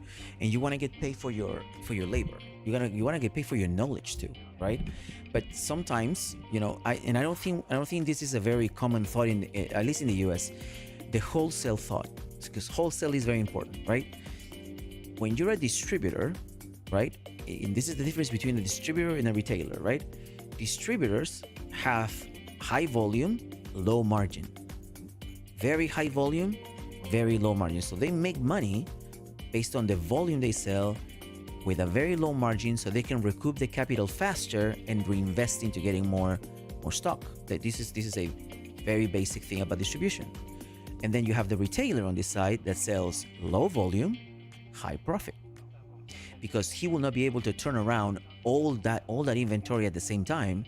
So therefore he needs a little bit more room, and he accounts for a little more room in the margin to account for the time that stock is going to stay on rack, right, at the display. And so I will think of training the same way, right? There's wholesale trainers, like people who train organizations, right? Big organizations, and they can do training with a much less per capita fee because they're gonna do it en masse, and that creates great adoption, especially for organizations. And then you have the smaller ones, the specialized training that goes for smaller people who can be a little bit more expensive, but not prohibitively expensive, right? And you can have people getting trained properly in time and make it affordable, so everybody gets into the same page, right? And there should be obviously, the standard residential training for cybersecurity and the standard commercial or like high security training, and then you can have your tiers in that sense, right? Training can become more expensive as it becomes more specialized, for sure, but the baseline for everybody should be sort of the same price. They should be a little bit cheaper per capita, but higher volume for organizations, and a little bit more expensive for individuals, but not so expensive that they will prefer not to do it, right? Or like that it becomes prohibitively for them, or a problem or a nuisance, or like something that you're gonna have to get a credit or a loan for. I mean, like if I'm thinking that in order to me to be saving my house, I'm gonna have to get a loan just to learn how to use email, I'm not gonna do that. It seems like a nuisance. But if we go to community college, if we go to community colleges, if we go to academia, if we open schools just specializing in cybersecurity education, they'll make money. They just have to have the mentality, the correct mentality of who your demographic is, what is your goal, and how much money you will make. And we try to take greedy out of the equation, but we can't. So yeah.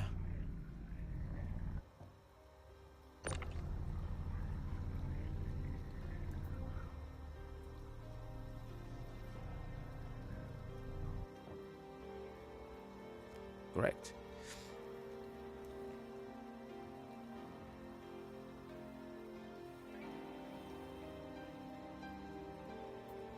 Yep.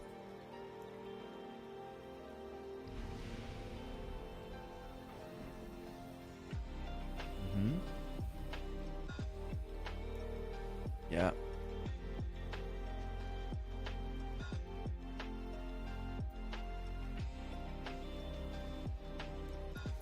Correct.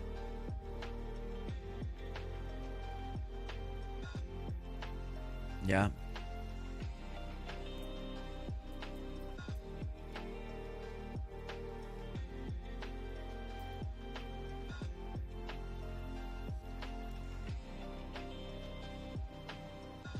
Yep. Yep.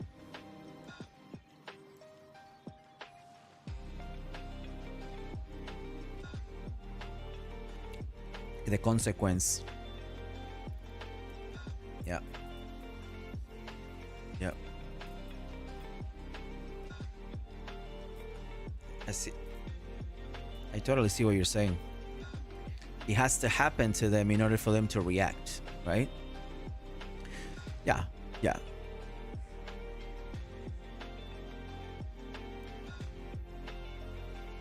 Yeah. Exactly. Yep. 100. Like that is verbatim what companies do today. Like they just wait for the moment where where you have penetration, like, or you have like an issue, and then they wonder like, oh, who do we blame? Well, ourselves. Our posture was wrong, like the whole time. Like we did this to ourselves when we did not listen to the security experts. I mean, they told us it was going to happen because statistically it's meant to. I mean, like, what is the odds of you getting cyber attacked? I can tell you, it's statistically possible that you will be able to be hacked one every 3 times you're on the internet. 1 out of every 3 times that you log or onto a website or anywhere, there's a chance that you could be attacked, and it's probably more than that. So, not understanding that is very difficult.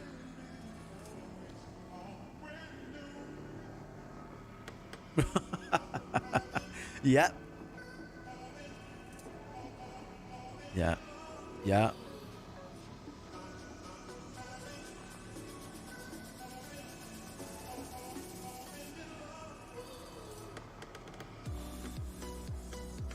Yeah. Yeah. Exactly.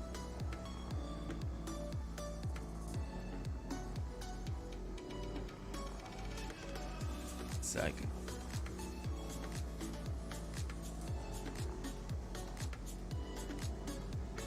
Yeah.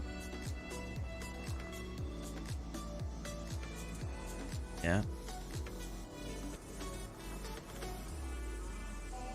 Correct. Cor- yeah. Correct. Yeah.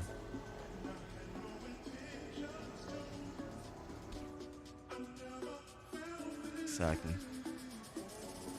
Sports, health, and cybersecurity posture. Absolutely. Absolutely. Because nowadays, I mean, in games for kids are no exception.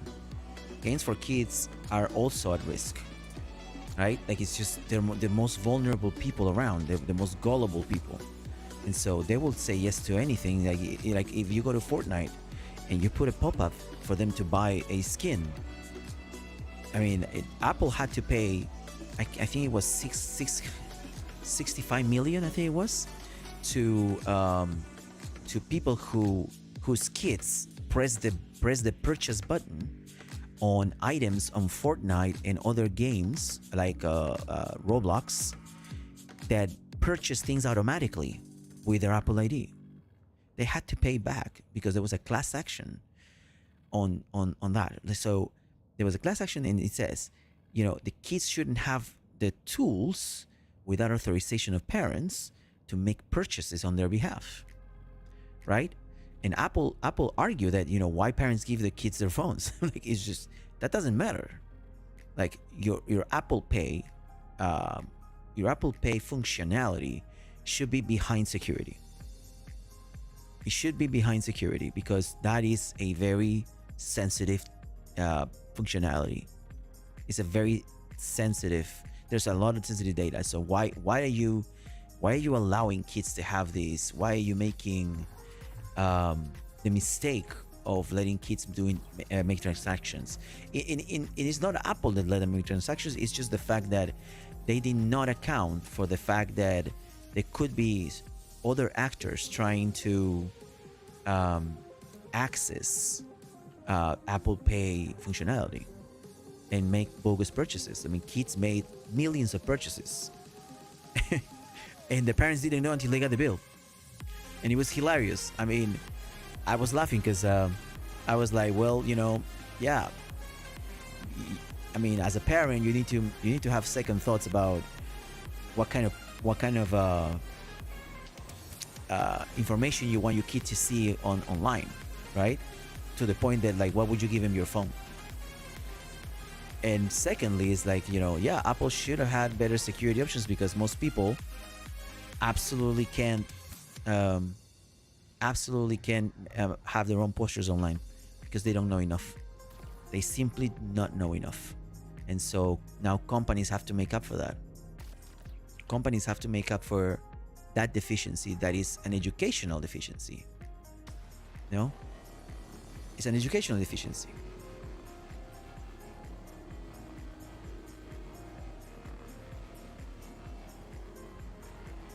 Absolutely.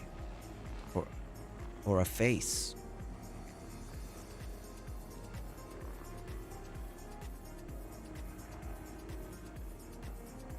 Correct. Yep.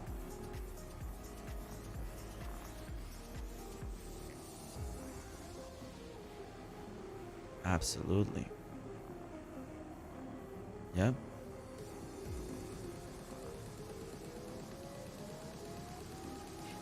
You know what I've heard the next thing is? Yep. You know what I heard the next thing is now? Hardware as a service. So it's cloud already, right?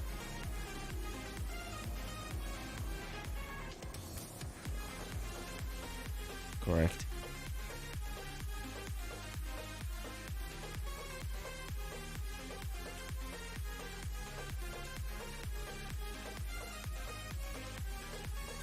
Correct.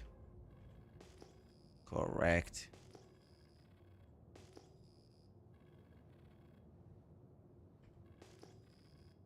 Yep.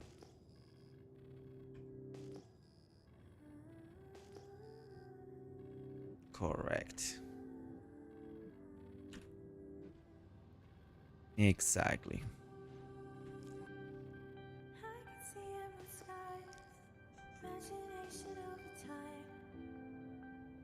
Yeah. Yep. Yeah.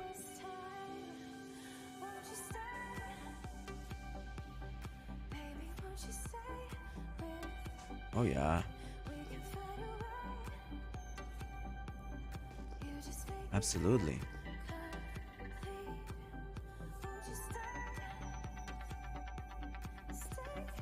Exactly. Back in the day, so I've been building computers since maybe 2002, 2001. I mean, almost immediately after the Pentium 4. I remember that processor clearly because it was one of the first processors I installed on my own. I mean, I did a Pentium 2 back in the 90s, and I did a Pentium 3 back in the 90s. Like, I built a system like that. But back in the day, there was a lot more conflict with drivers, right? Drivers and incompatible hardware, because there was not a common library of drivers that could be more universal. Everybody was building their own, and nobody was talking to each other, so there was a lot of weight in compatibility. So you will have to go to all the QVLs in order for you to drench yourself into, okay, this RAM, what brand of RAM it would be the most compatible with this motherboard, because I will have to find out, right? But today with universal APIs and with common libraries, with open source, with having so much common line information, and with Windows now doing all that leg of work for us, right? It's much easier now for people to assemble a computer on their own. Now, if I put a build together, I can put a build together from any calculator that you can find online, and the parts will be compatible without question, because they already did all that legwork for us. If you go to Micro Center, because I mean, let's admit it, Micro Center is a playground. Um, it's my favorite place in the world. It's my Disney. And so it is absolutely badass. It's absolutely badass. And so I go there and like, I just grow and grab stuff because and there's a person there, like they see stuff and they go like, oh wait, this is good, but this is not great. You want better performance? This is what you need to get. Period. Easy as that. Easy as that. Because it's already been pre-filled, right? Or like you just pick a device and like you can pretty much make it work with anything.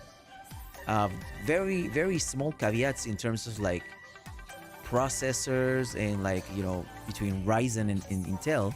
But other than that, the rest of the hardware is pretty much all optimized in general, like for both platforms. And that's something that we didn't have before. That is an amazing thing. Why can we not do that with our security postures, right? We can create common libraries for everybody to be able to have at least sort of a similar position or a similar education in terms of like cybersecurity and possible attacks, so everybody knows what to do.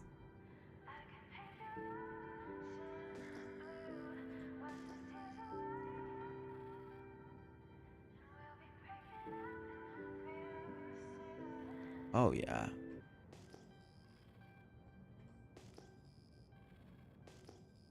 Yeah, exactly.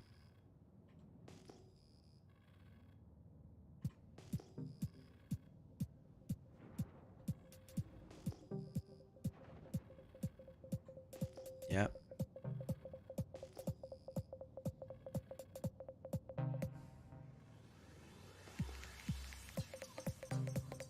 Yeah. Yeah.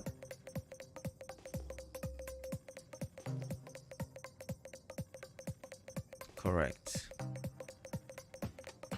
Correct.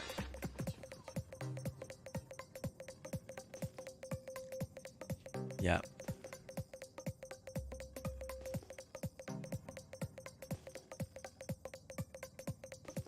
Yeah.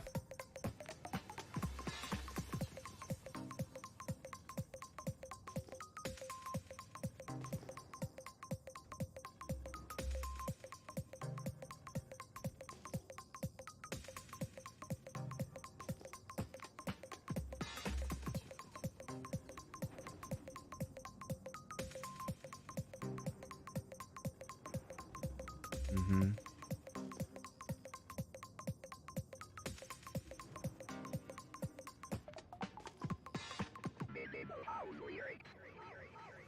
Correct.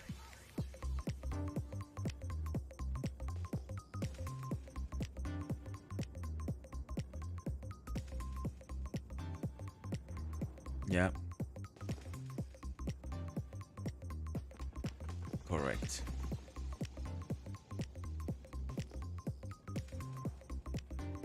Oh yeah, HIPAA, GDPR, yeah.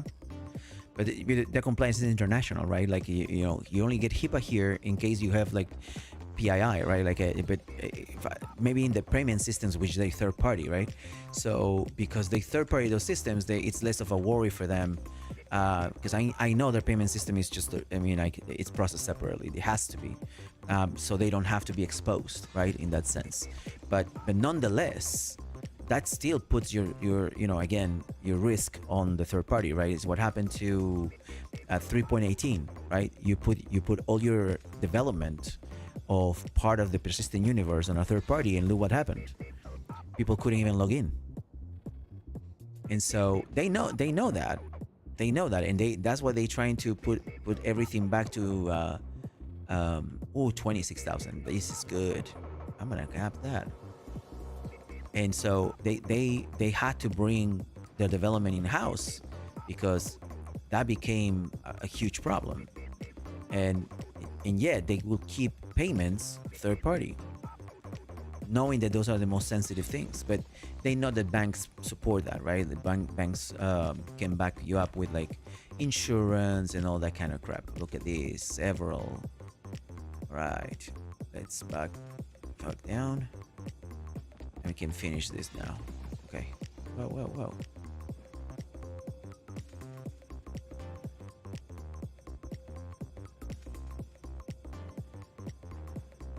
Correct. Exactly. No questions.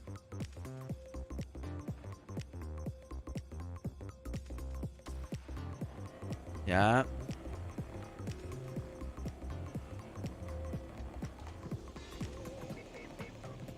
Correct.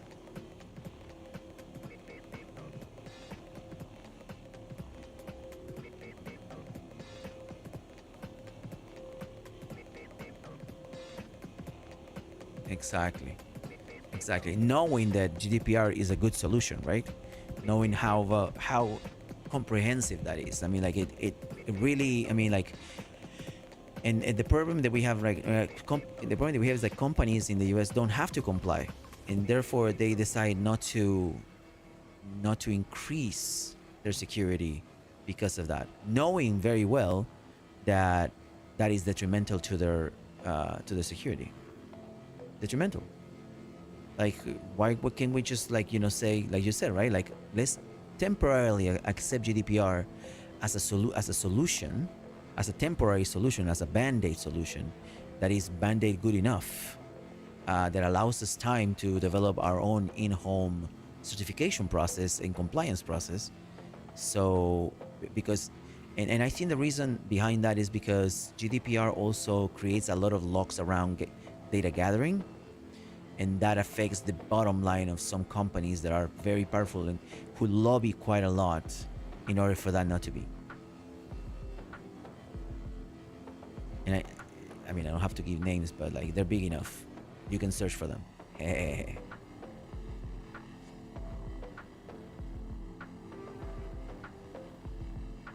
Correct. Correct. I mean, like, in times of war, uh, restrictions are usually the first thing that happen, right? Like, don't go out, like, start to stay home, like, try. Just imagine the pandemic, right? Like, you have to force people to stay at home, but you have to force people not to browse the wrong places by blocking them.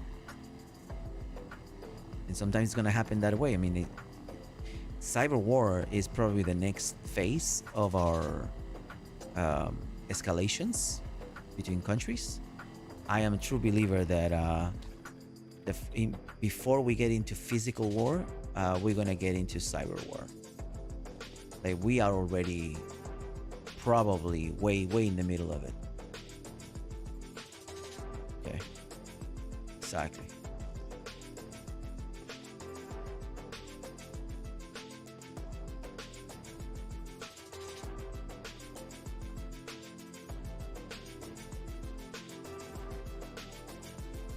Yeah.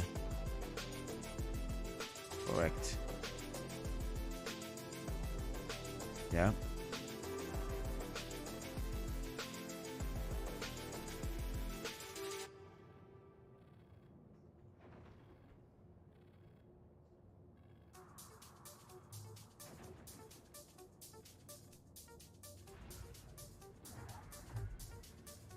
Yeah. Yeah. And they know very well what they're doing because, yeah, they have the know-how. Exactly. Exactly. And they doing it with good quality equipment too. And it's not like they don't have the means, right? Like, we're talking about, I mean, like, in most case scenarios, I mean, you don't need such specialized equipment in order for you to perform your nefarious activities. You just need to hide them very well.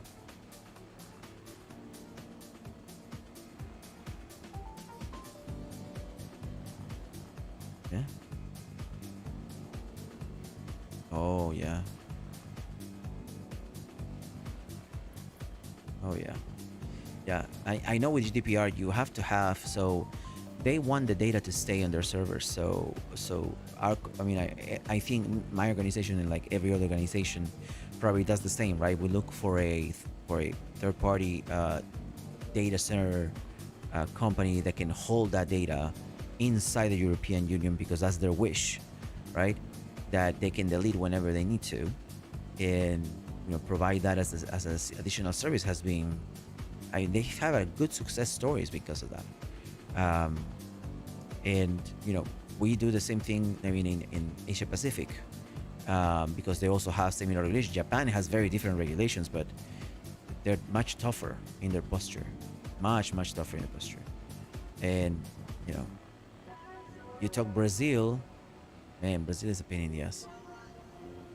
It's only from from a trading perspective, like solely from a trading perspective, is a pain in the ass. I can only imagine their security postures. Because, man, if I ever needed to know how to hack a phone, the Brazilians would have helped.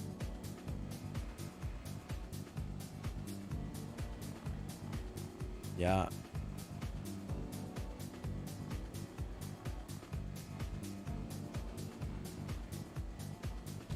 Yeah. They it's very interesting. There's a lot of talent. I agree with you. And it's the good kind. I mean, like talent that you could totally use in the field. Okay, this is here. It's my landing gear out down. Yeah, it's landing gear is down. I don't even know why. But yeah, man, cybersecurity is such a great subject. There's so much to pick on. I mean, and there's so much on the news every day. Ridiculous. Oh, I mean, this is probably like a very old topic already, but like, do you have any opinions on the CrowdStrike situation?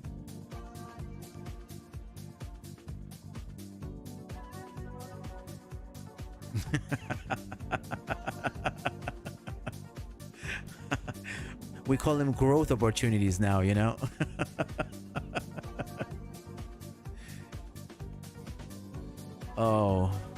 Oh, that was precious. That was precious. I mean, like, to the point that, you know, all companies were wondering, it's like, why do we trust these guys again? It's like, I mean, like, don't get me wrong. You know, I never would want one incident to mark a company as, you know, like it's a problem because of an F up. But like, I mean, the problem that we have is that they sold a solution to everyone. There was not a second vendor. You know, like it was just them. There's no second vendor for that kind of technology. And I'm wondering why. I mean, how did a company get a monopoly on every single commercial security kernel in the whole entire world, including airports? Like, how do you not see the risk on that? You know what I'm saying? Good. Yeah. Maximize. Yeah. Yeah.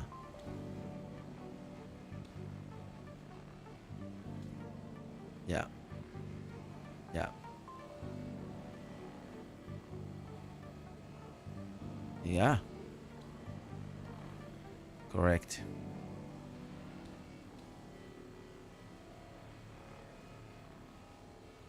Homegrown. Yeah. Exactly. Vetted. They have to be. They're vetted. Exactly. But they're vetted too, right? Like you go to your company, right? In that company has to pass. I mean, at least to my understanding, because maybe I'm wrong in the contracting space, because to me, right, I will only accept the government to be held by a company that is able to provide the best quality of service at the cheapest price for the majority of the volume that I have, right? And I can understand why the government will go like that with CrowdStrike. The question to me is, why can that bid not be between 5 companies, so you have like it's for the same reason why you put when you fly all your leadership to a country, to a place, you don't fly all your leadership on the same plane, right? You put one person in each plane separately because you want continuance of government. You want a continuation of leadership. Like, you don't want everybody to die in the same plane and then you have no one with experience to run the company. So we have to put people in separate planes. On the same token, you can just do, okay, CrowdStrike is gonna take care of this part of the pie, and now we need 3 more companies. even if it's a CrowdStrike's subsidiary, it has to use a different solution. It has to use a different solution that pushes its own firmware at its own time, because we cannot have monopolies, right? Like I mean, in quotation marks. But at least you get yourself the assurance that once one vulnerability is being spotted, it does not affect 100% of your customers. 100%. That's just unacceptable.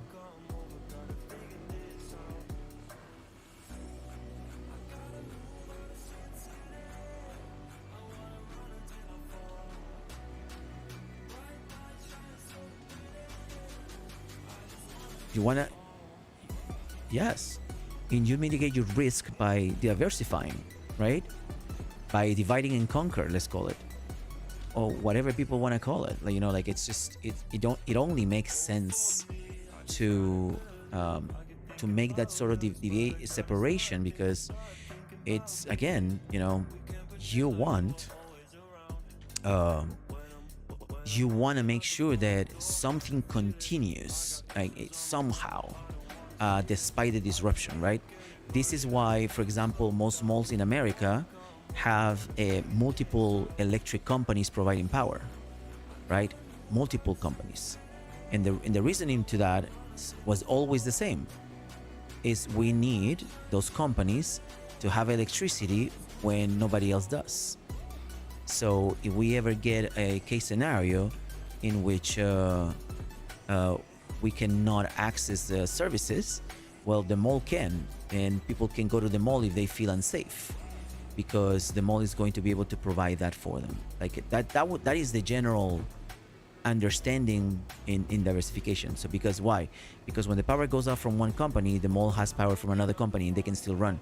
So you can still go to the food court, you can still consume, you can still sort of continue with your day. You can find dinner, right? And families can you know, tolerate the situation because we have companies doing that, right? Like doing that work for us. That's, at least that's the way I sort of see it. Okay, I'm done with my salvaging finally. 31 minutes left.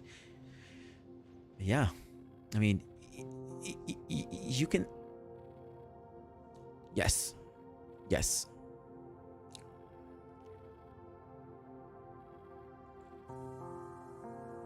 Yeah.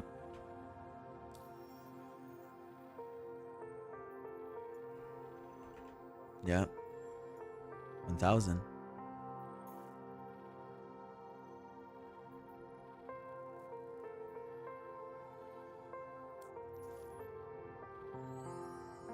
Yeah.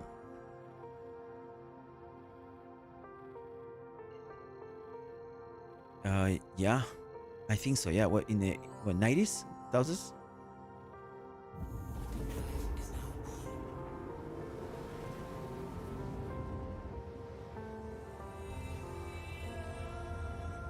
Ooh.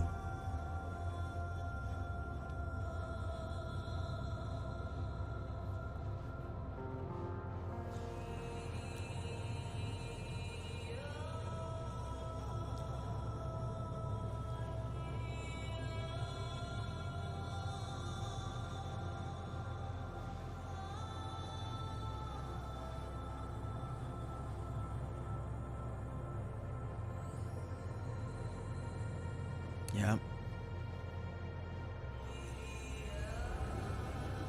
Correct.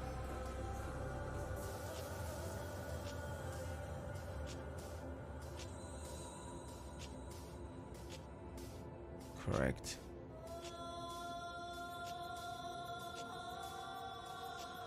Yeah.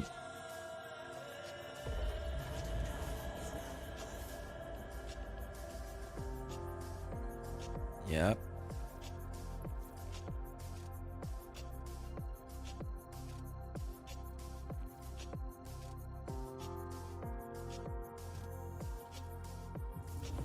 Insane. Yeah. Oh yeah. Oh yeah. Oh yeah. Google pays Google pays really well for bug bounty programs. Yeah, yeah, exactly. I guess, yeah, yeah. But that pleases all the white hats, right? Like, every white hat that like, wants to do penetration testing, for example, and is able to find vulnerabilities and is able to report vulnerabilities, who wants a better world, right? Like, who doesn't want everything burned, and doesn't want to profit from somebody's misery. They accept the bounty programs because those are I call those the legal missions on Star Citizen. And then, like, you have the people who do the illegal missions on Star Citizen, who are the people who actually penetration test just to find a vulnerability so they can get the most profit out of it. And we have a lot of those too, right? So the question is, like, what is the perfect balance for a government, or for a country, or for an organization? How is the perfect balance, knowing there's so much talent that is able to do both? What is the perfect balance to create an environment in which the white hats feel the confidence to protect, to take action and protect? And bounty programs are a great way. Bounty programs is probably one of the most important of programs that allows us to stay ahead, right? And I think, yeah, go ahead. Yeah.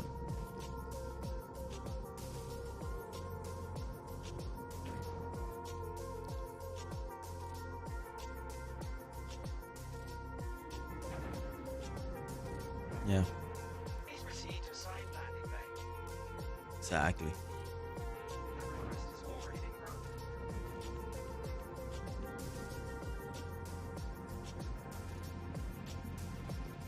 Yeah.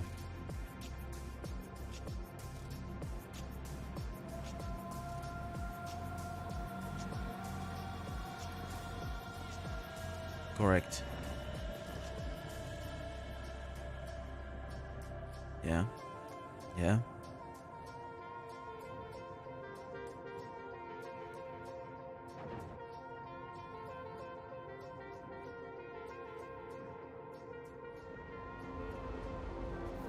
Correct.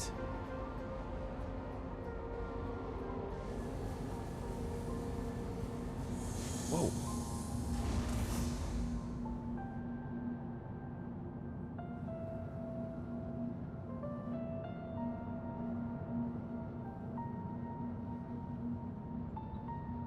Exactly.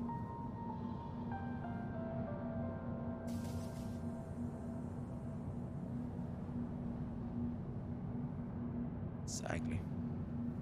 You have to get educated. You have to get educated. You have to spend the time learning, because that skill, it's a constantly updating skill, because there's constantly new systems, constant new attacks, constantly new information that everyone can use. I mean, good and bad. Good and bad. And you have to stay, attent. You have to keep your eyes open. I mean, otherwise, somebody will take, they can one up you really easy. Really easy. It's very easy to learn something new and then use it against everybody. Yeah.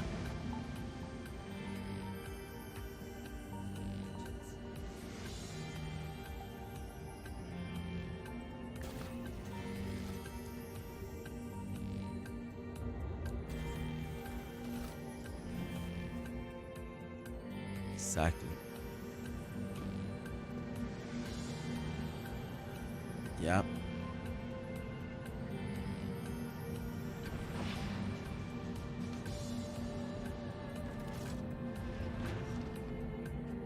Exactly.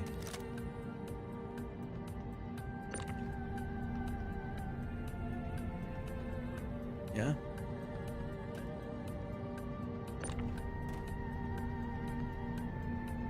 But it does. Yeah.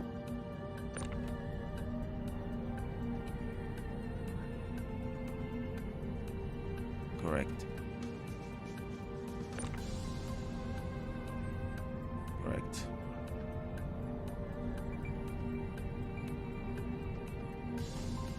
Yeah.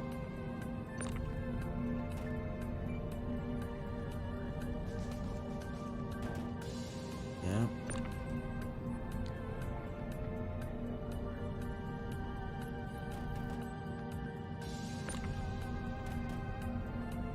Correct. Correct. Correct. Like,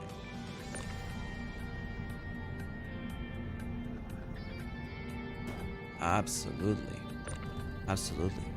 And this is another reason why also some countries prefer to resource to in homegrown systems, because they, again, they're working under the same premise that we do, right? It's I don't trust their systems. It has nothing to do with how good or bad the systems are. It's just I don't trust their systems. I need my own. And they there's a lot of companies like China, Russia, India. They're all creating their own systems now. They're not necessarily relying on US based hardware and data or tools. They need their own because they believe in the same postures, and the same postures always say, right, if you have the ability, if you're serious about hardware, if you're serious about software, this is something that Steve Jobs said once: if you're serious about software, you create your own hardware for it. And so I see now, like, more people trying to get their own, because this war has no end in sight, number one. And number two is it's gonna end up being a battle of systems, and who is the most secure, who can take the most out of the other, right?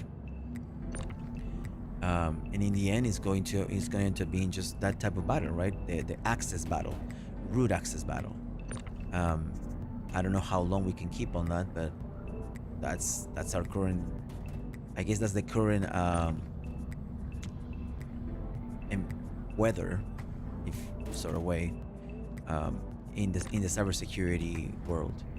It's just we're just fighting. Not only we're fighting each other in terms of like vulnerabilities. Now we have to fight with systems that we do not know anything about, that we need to learn in order to be able to fight. I mean, that alone is that sounds like a lot of work to me, to be honest with you. But it's the decision that we've made. I mean,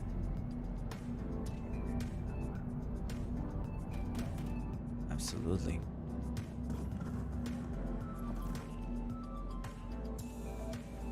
Exactly.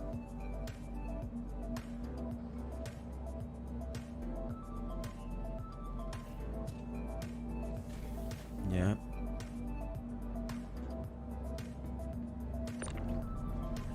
Yeah.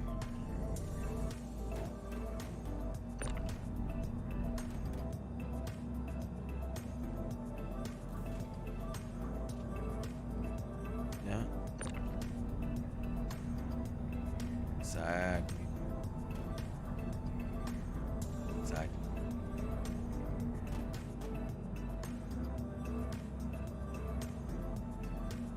Exactly.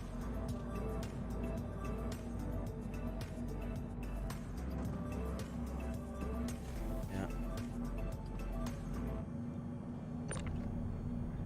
Correct.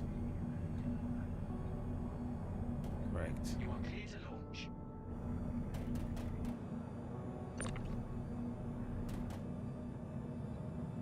He was kind of right.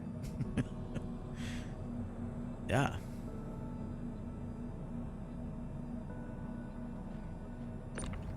Exactly.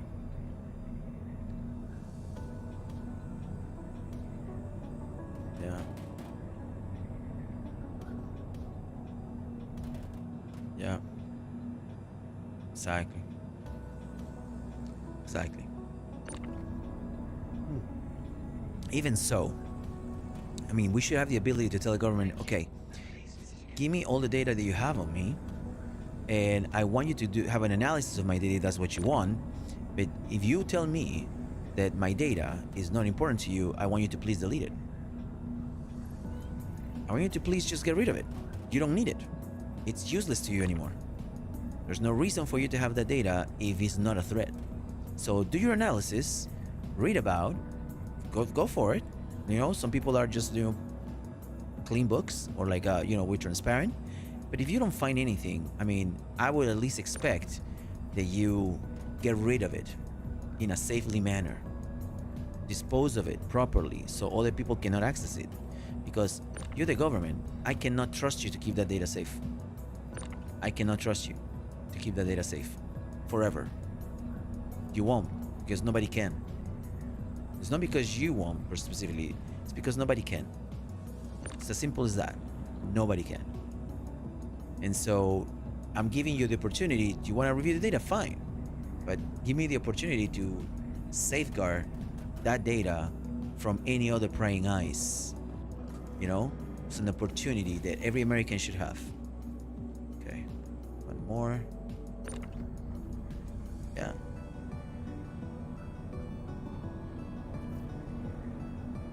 Oh, yeah.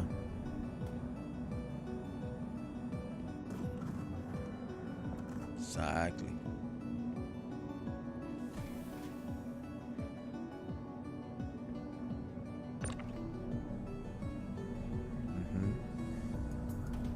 Yeah. Yeah.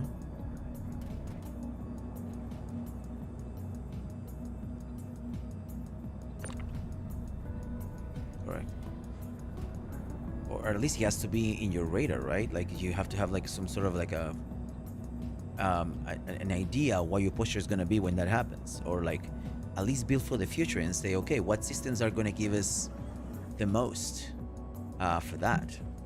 Okay, let me just count here. So 1, 2, 3, 4, 5, 6, 7, 8, 9, 10, 13. Okay, 39. Perfect. And I'm gonna go sell this. Oh. Yeah. Oh, wow.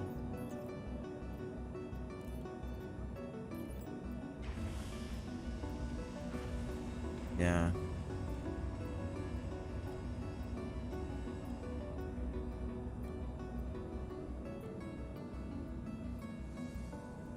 Yeah.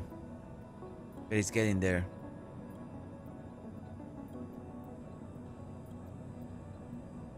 Yeah.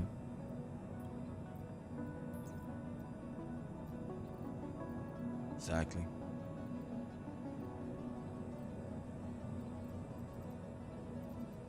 Yeah.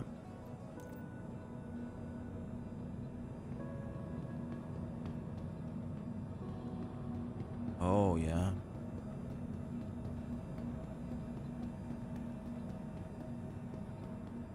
Yeah.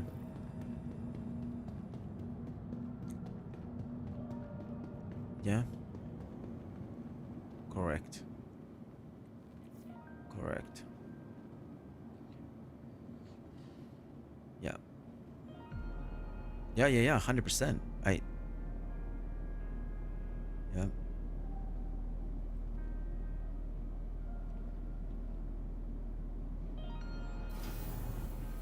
Yeah. Yeah. Yeah, because it's all about those microaggressions, right? Those microaggressions, those microescalations, right? It was Georgia first, and then it was like, Russia started moving like a little bit more east. They took one town, and then to two towns in like Ukraine, and they continue to move, and we were moving in that direction. And every little microaggression that has happened, like, Israel also tried to. I mean, they tried to stay away, but like, and now like they're going full blown. I won't stop until you're dead, like kind of, like I think that is completely dismeasured to what's happened in Israel. But like they're embarrassed. I mean, at least Netanyahu is, and what you're looking at is just a leadership in Israel that has completely lost their diplomacy. And even though they want to sit down and have talks, the military is just doing completely the opposite, and they're just going all out. And whoever is challenging, they're going like, you make a mistake if you challenge. You know, you have to let us do this. And like, but I cannot just let you do this. I mean, there's checks and balances. I mean, I understand you being hurt, but like, you know, the rest of the world also needs to see that you can go higher when they go lower. That didn't happen. And so now Israel is going full blown. And I just don't know how much more of that. Oh, whoa, whoa. That opened and closed almost immediately. So I'm not going to get teleported to that. Okay. And the question I would ask in that sense is like, you know, the US, has the US created, you know, a situation in which they have no other choice but to participate? Yeah. NATO is proof of that. But have we been more safe from other conflicts because of it? That too. That too. And that is just, I guess that's the trade-off of having a good posture. Sometimes, you know, it puts you in places where you need to respond. And I just don't know in what measure, right? I don't know how good or bad that is in terms of how much more can we resist from participating, because when we participate, it's end game for other people. And they know it. And I don't know why they keep pushing. I still don't understand that. And I have the feeling that it's because they have full confidence that they can all sort of coalition against us.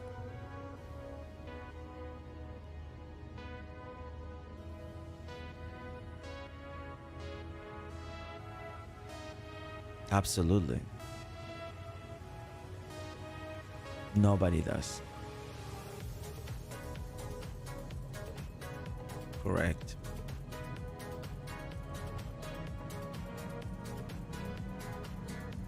Absolutely.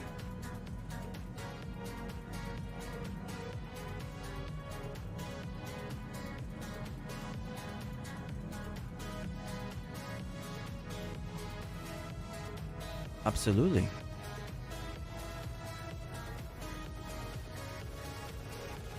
Yeah. Yeah.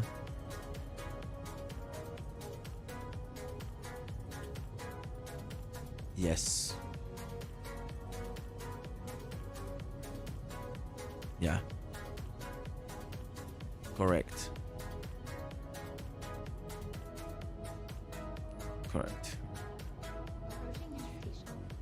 Yeah.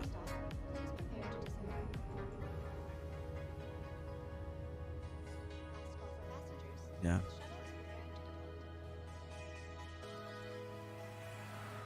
Yep. Oh, s- At Orson Skyway Shuttle Service, we aim to make yes. half the fun. Yeah. Oh yeah.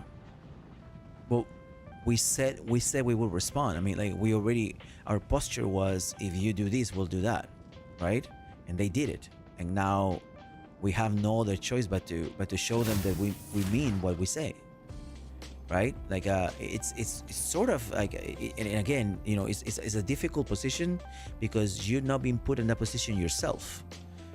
You've been put in that position by someone else who wants to see the situation resolved this way.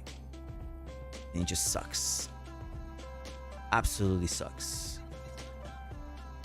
Okay, we have a 13. Okay. Ooh. Okay. That's 50k less. That's insane. Okay, it's only 50k less when it's 1299.60. But it should have been 14,000 for 3090 CU. I should have made 660. That's what I used to make. Now I'm making 500. It's 150 less. Wow. Ridiculous. But at least I make 500k. So today, I made 500k. Can't complain. That's pretty cool. No. Is there something new? Bro. I'm about to.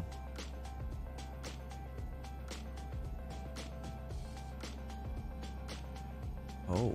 Oh wait, hold on. Let me I'm checking. I doubt it, but you never know. Explore roadmap. Here we go. Let's see, because they were supposed to have, I mean, the release view, right? So in the release view, so they still have 3.24, and in 3.24 they still have open, you know, additional player customizations, although they were supposed to already put that in 3.24.2. I don't know why that's still open. It says release. Okay, sorry, it says release. So the only thing that you have pending on 3.24, check this out. Release committed. The Star Lancer. There you go. And the Polaris. These are all IAE.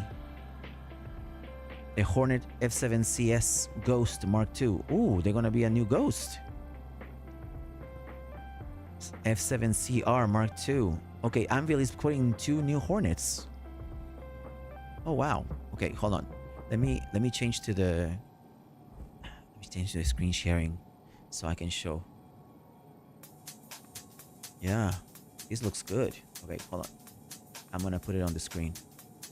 Wait. I'm gonna go ahead and wait because I already did my deed and I have 7 minutes left.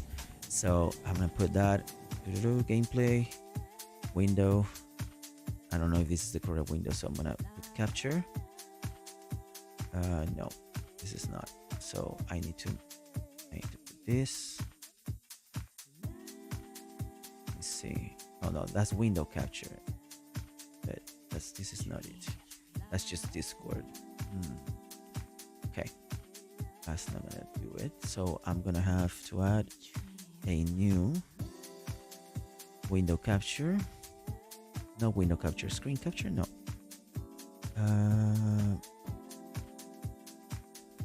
I think it's browser capture, but yeah, let's do window capture now.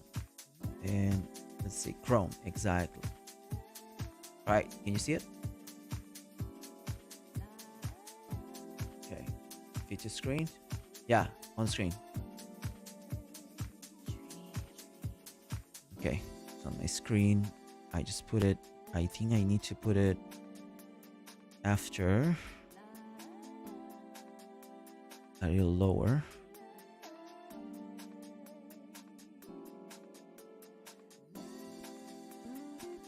Let's see. Here we go. After this. Nope. Here. There you go. Hey, I got it. So I'm gonna just leave it, and I can do this and this. All right, beautiful. And so in here, in the release manager, I'm gonna see that they have released the Zeus, right?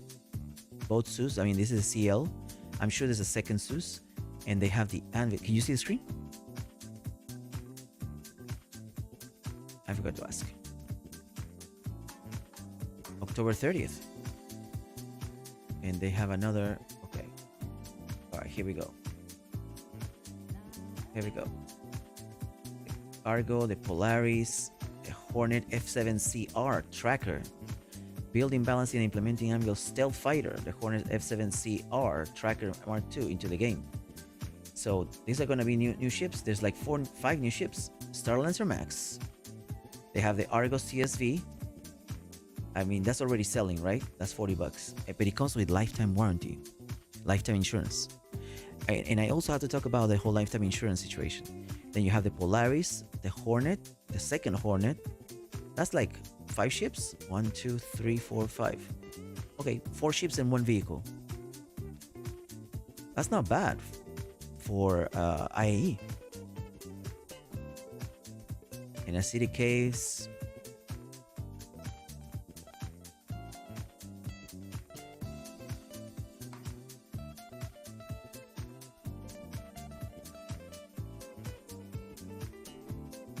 Yeah, absolutely. We already have the engineering tools for certain ships, so they're probably gonna bring more for other. Yep, allows players to manage, maintain, and repair various ship systems. Players can assume different roles that each provide a unique gameplay loop.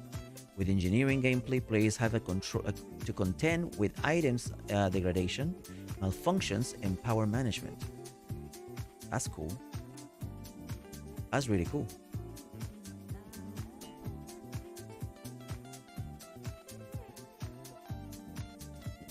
Exactly. Yeah. Fire hazard, the fire extinguisher are going to start working. Look at that. It's going to be functioning fire extinguishers. Yeah, that's going to be interesting. We're going to have to be very attent. And life support. So now, because you have life support on the power management, so we're going to see that in solar bursts. They're going to implement solar burst, but we don't have pyro yet. So if pyro is not here, maybe it's like just I guess they're just preparing all the data that they need, like all the tools that they need in order for when pyro is like a release, because solar bursts are only in pyro, right? We're not gonna have solar bursts in Stanton. And they have charge drain. Yeah.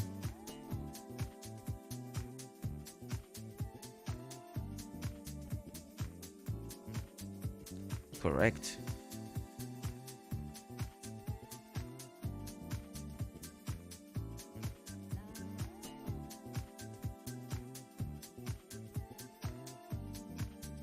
Yeah.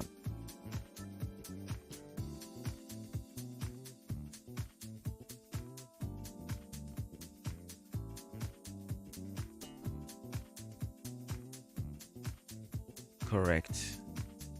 Yeah, and so in my opinion, right, what I'm thinking is that, you know, even though we have the possibility of having a solar burst, I mean, like around older stars like Pyro, so they're just planning it first for Pyro.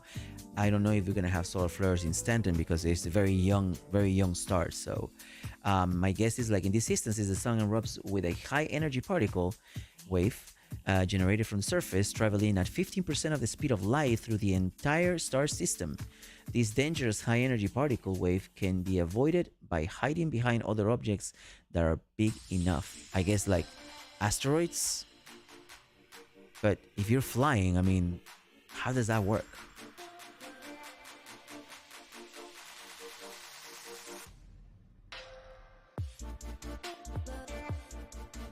Correct.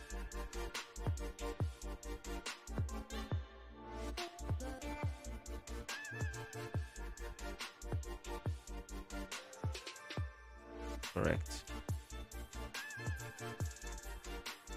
Correct. Yeah, me too.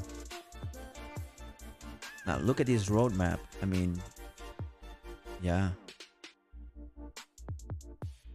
Yeah.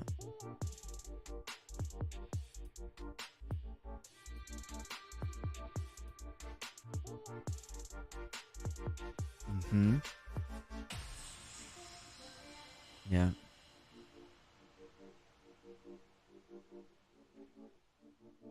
Yeah. Exactly. That would be fantastic. Amazing. And very Doctor Evil, I got to say.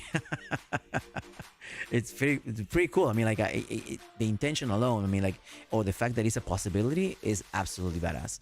But looking at, you know, what they have committed, I mean, they have 100% committed the F7Cs, and they have committed already the Polaris, and they have committed the Star Lancer, both, I guess, both versions, because I see only the Max here and I don't see the TAC. I see the yes, and then if they rework the Saber Peregrine, but I don't see that the Star Lancer TAC. I thought that the Star Lancer TAC was gonna come at the same time as the Star Lancer Max, and I guess no. Ships and vehicles, we don't have ships and vehicles on 4.0, for example. See? But we have Cortec. We're gonna do Server Mesh in V1, so that's already a set. And the Mission System Refactor on 4.0. So, wow. Okay, so this is definitely coming. We are. There's no, I guess there's no in between, but likely there's going to be maybe a 3.25 if things keep failing. I don't know what's the deal with that. It could happen that they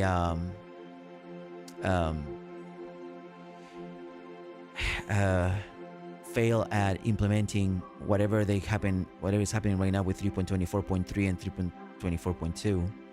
But if they release 3.24.3, I mean, they have to release it before IAE, right? Because the ships are there. The ships are on 3.24.3. So the question now is like, well, if it's released incomplete, like it has, like 3.24.2 was, like 3.24 was, like 3.23 was, and like 3.22 was. My question is like, how much longer is going to take for them to solve that before the next release for 4.0? That's going to be a problem, huge problem, huge. And we continue to pay the price for that as players because we can log in. We continue to having 30Ks. Like right now, the PTU, I cannot play. I had 3 server errors just leaving my bed in Everus Harbor. Three server errors, continuous, one after the other. I was like, no, I'm not going to spend 3 hours of my stream trying to showcase something that is certainly not ready. Certainly not ready. And I will have to server hop too many times and waste too much time of my streaming time just to try to show it. I mean, I will have to go through an hour to hour and a half prep work in order to find the correct server for me to start a stream properly. Like that's just the kind of time that I don't have, right? So that doesn't make any sense.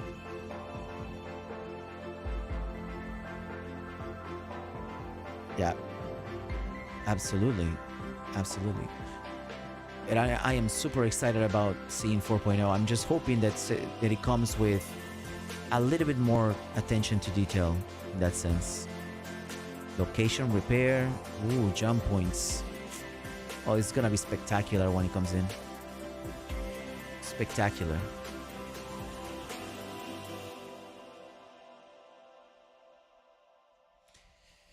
.24.3 is the IE patch. As far as I know, the way I know it is 3.24.3 is the IAE patch. Chad, you can correct me if I'm wrong, but I think that's the case.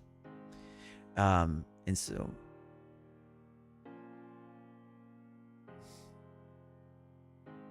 exactly.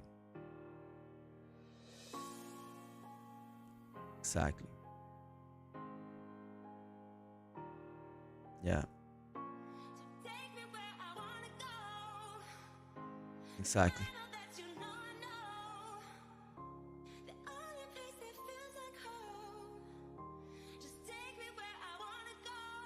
Yeah.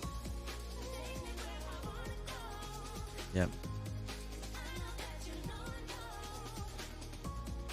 Exactly. Yep. And it's just, it doesn't make any sense for us to keep trying to play when we know, the end result is just not enough data for them to actually make moves. I mean, like, they've been trying to get us the Evocati testing for 3 days. 3 days already. They promised that day, didn't come. They promised they promised Monday, didn't come. They promised Tuesday, didn't come. They promised today, and as of right now on Spectrum, let me just see. As of right now on Spectrum, there is, let me see. Is there anything new? Nope. This is still as Monday.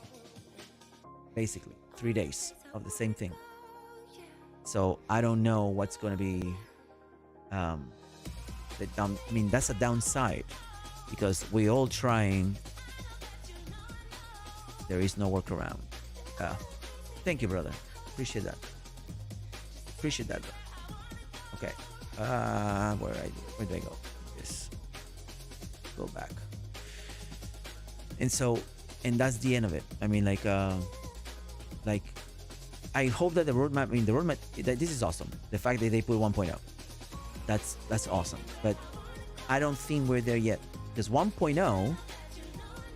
I mean, the amount of functionality they're gonna put on 1.0, it's so excessive that I think we're gonna need at least another 10, 3.25, 26, 27, 28, or 4. Even 4.0. I mean, like, we are far from 4.0. We are at least 3 patches away from 4.0 the way things are. I will consider it 3 patches. I don't know if they're going to be, but I consider it at least 3 patches until we get to 4.0. And this is like in an unstable state. Like it's still gonna have issues because CIG just cannot. They unfortunately cannot find a way to dedicate themselves to try to release that in a better state. They're waiting for us to tell them it's broken. Maybe that's the interest. I mean, like I cannot deny that I love to test games. And this game is a huge test bed and it's absolutely fantastic. But regardless of that, I also want to play. I also want to have a meaningful experience. And CIG is certainly not providing that with the stability issues. At least the stability issues with something that has already been released to live. Because we all consider live, you know, the live server. Like we consider that the game, right? Even though they say no and they say it's alpha, we all consider it the game and everything else is like testing. We just don't realize that we're also testing the live game. And unfortunately, that's still changing.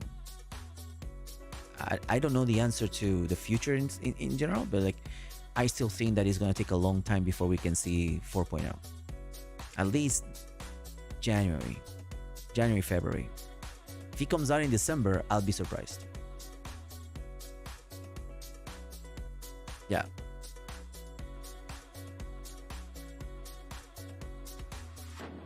Correct. Yep.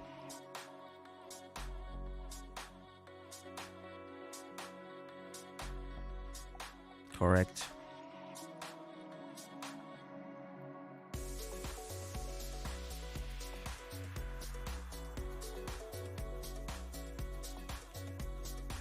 Yep. Yep. Exactly.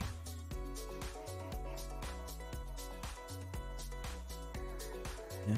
I mean, in an effort to appease us, they have created all these events to keep us busy and give us new content. Like now, the focus is on all the events and there's not enough time for development. No, take the events away. We don't need the events. We need a stable game. Take away all the events, give us new content every now and then, but please advance the game. Please advance the game. Can you do that?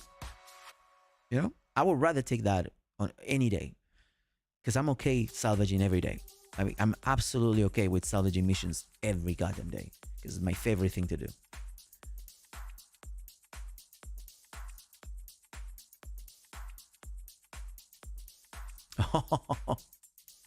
Yeah. Yeah. Mm-hmm.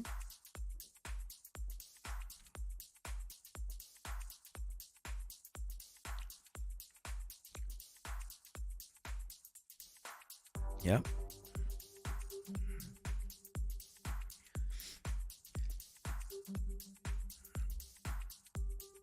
Correct.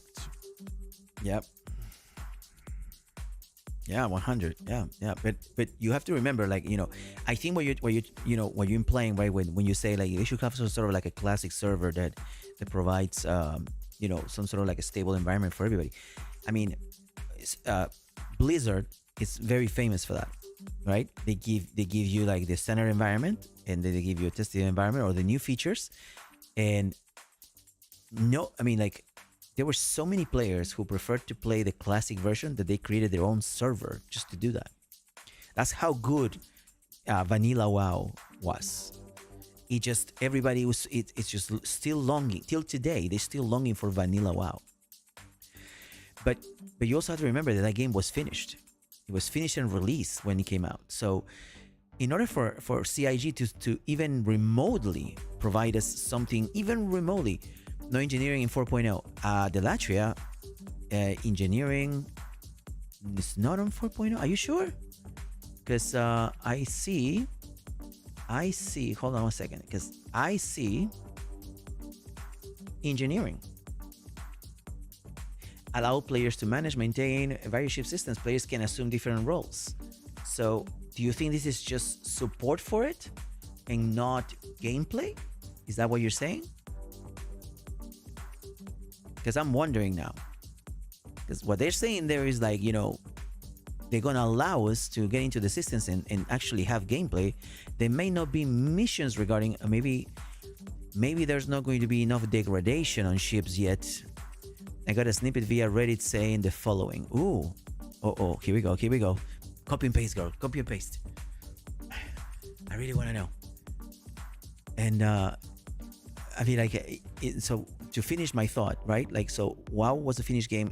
Star Citizen will have to have something close and or similar to good gameplay in order for them to provide us that stable environment. But as you probably, as we all know from every single streamer that's been out there, CIG's focus has always been on ships because funding, and it has always been focused on making things look good versus making things functional.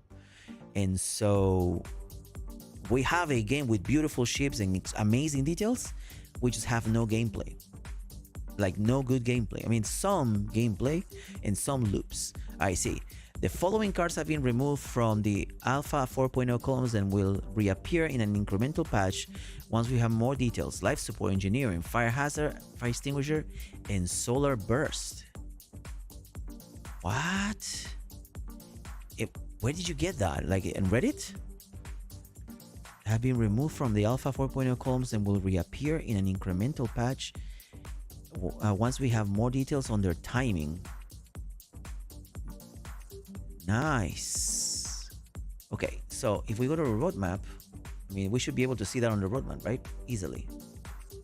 So 4.0 gameplay, location repair. Okay. So maybe they did remove them because they have locations. Oh shit, I'm sorry. They do have locations. They have only one entry in AI, which is the Quasi Grazer, and they have the gameplay in Cortec. So yeah, there's no engineering on 4.0 here. But for more detail on 4.0, we have the roadmap roundup. So if things were removed, my guess is they would have had let me see if we go to the discussion for that. There we go.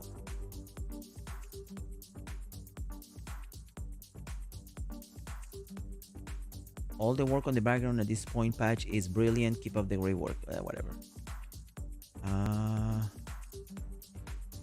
There you go. Originally, all of these updates were coming to 4.0, but some of them are arriving in 3.24.2. We'll have this separately soon. Character Customizer updates not make the cut 4.2, it's just the roadmap roundup. Exactly. The Character Customizer did make it. Yeah, I don't see... They didn't say this. That's interesting. So yeah, I guess they will be removed. That's probably on Reddit. I will have to check Reddit later, but I don't have Reddit. Right, Reddit. Oh, of course. That's not...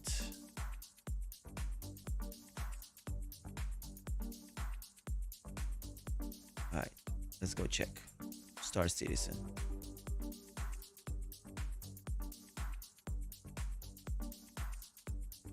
There you go.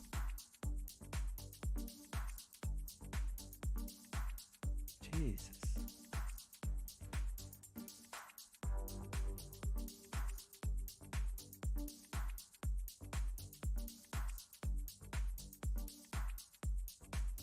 Oh, there it is. Yeah, they have removed light support, engineering, fire hazard, fire extinguisher, solar burst, charge drain, and tracing system. Why? Wow. I was just talking about how cool this was gonna be. Look at that.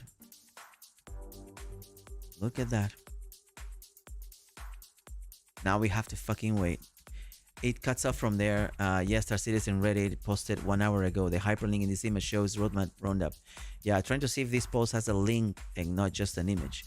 Well, this link, I mean, this here is from here, right? Like from roadmap October 30th. So there's got to be a reference to that. Yep. No. Where is it?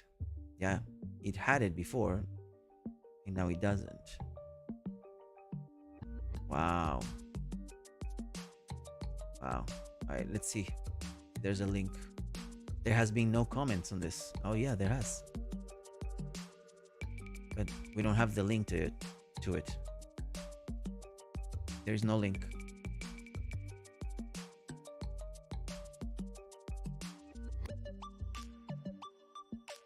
So I don't know. All right. Well, I'm 16 minutes over. Scroll up a smidge. You went past it. I went past it? Wait, where? Wait. Here?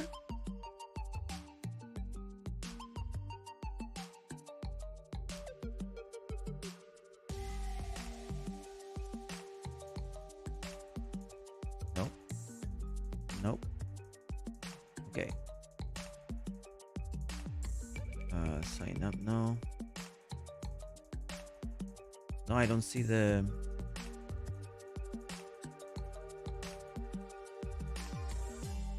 I don't see it, but it's definitely on Spectrum. So my guess is it should be on Spectrum under roadmap, or maybe under general. Let's see.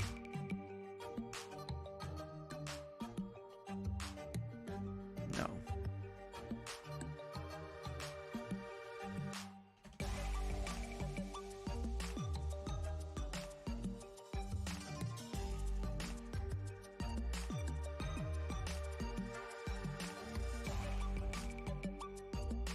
No. No, because I kept crashing. Yeah, I let that go.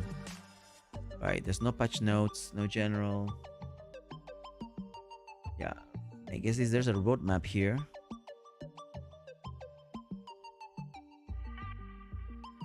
Yep. Exactly. Okay, meetups, no roleplay. There is no roadmap here. So where did they post this? Feedback? What do you think? Spectrum feedback? No. General? Announcements, I guess. No. Alright, maybe I can search here. Roadmap. Of course.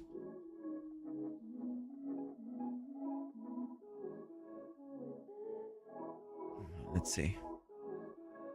See if we can search for. Nope. Not even close.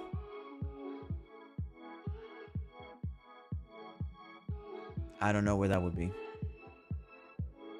Elijah, thank you for so much for the info.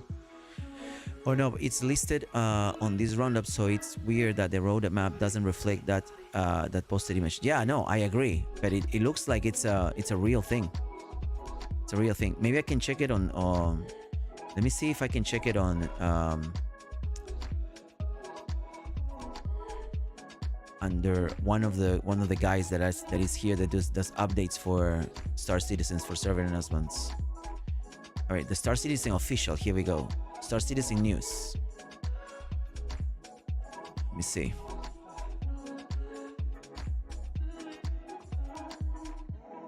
Ooh, there's a progress tracker. Progress tracker update. There we go. Found it. Found it.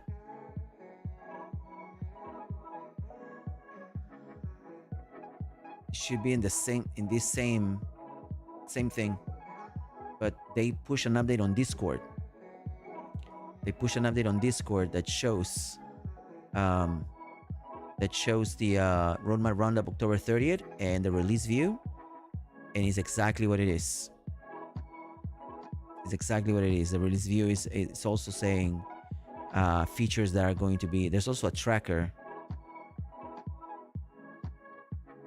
with new features as well, but I'm not gonna get into detail of that.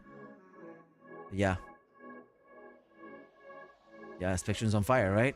Yeah, because they promised 4.0 with that software. I mean, with that ability. They said that, I think they said that on Sitcon. I could be wrong.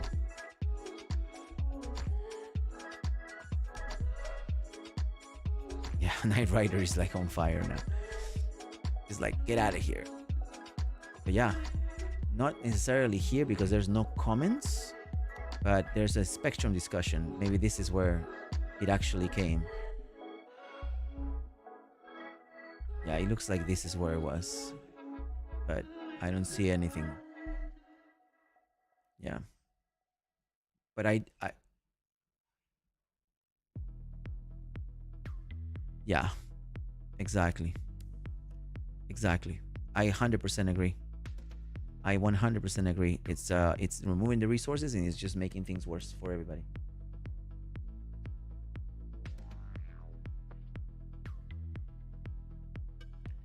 I don't necessarily know what is the issue, but like I do know that the tests for server meshing have not been the greatest. Like they have not, because they've tried with multiple configurations, and the only one that is being stable enough, it's 100 players per shard, which is what we currently have. And so 500 players per shard, 250 players per shard fails. Like their data is just, it fails. And my guessing is that that's because of the amount of resources, and they're gonna have to rework some of the things that consume the majority of resources in order to make it fit the necessity, right? And that may require major reworks. It's not listed on the tech roadmap. Yeah, exactly. And hands down, if server meshing is the culprit, I'm okay with that. If server meshing ends up being the culprit, I can agree to server meshing being the culprit, and I can wait if they're working on server meshing more, right? Because I want server meshing out more than I want chips out, more than I want IAE. I mean, like, don't have any events until December, but bring server meshing to the foreground. Test server meshing until the end of the year, until you get it right. Put all your resources on that. I will be good with that if they will say it. If they will just say it. But the problem is like, but what about the money? You right? Play and finish my jobs. Exactly. I just and like I said before, right? We just want meaningful game. You know, we want gameplay. We want to be able to play, because the game is, the live environment is for that. We want to play. Let us goddamn play, because we're testing things for you too. But it gives us at least the benefit that when we're not testing, we're at least enjoying. And this patch 3.24 has hindered everybody from doing that. It's all testing. It's all been testing, and it sucks. It sucks ass. Because we all want to play. We all, absolutely without exception, every Star Citizen player or backer that has been with us wants to goes to the live environment or goes to the PTE or whatever because they want to play. They just want to play. The reason we test the game is because we want to play. If they let us do that, then we will test. We will gladly test more often, as much as needed. But just give us gameplay. Let us finish our missions. Don't crash so much. Don't crash so much. We're just asking like for maybe one server error every 2-3 days. It's not a low. It's a low expectation on top of that, because a good product should not have 30Ks or server errors. You could have those once every 3-4 months, and I can accept that from a good product. We're giving them like the 2-3 times, once every 2 days, which is too many times a month already. And still, CIG needs to work on this, and they need more time. That's what I'm saying. All right, well, I gotta go.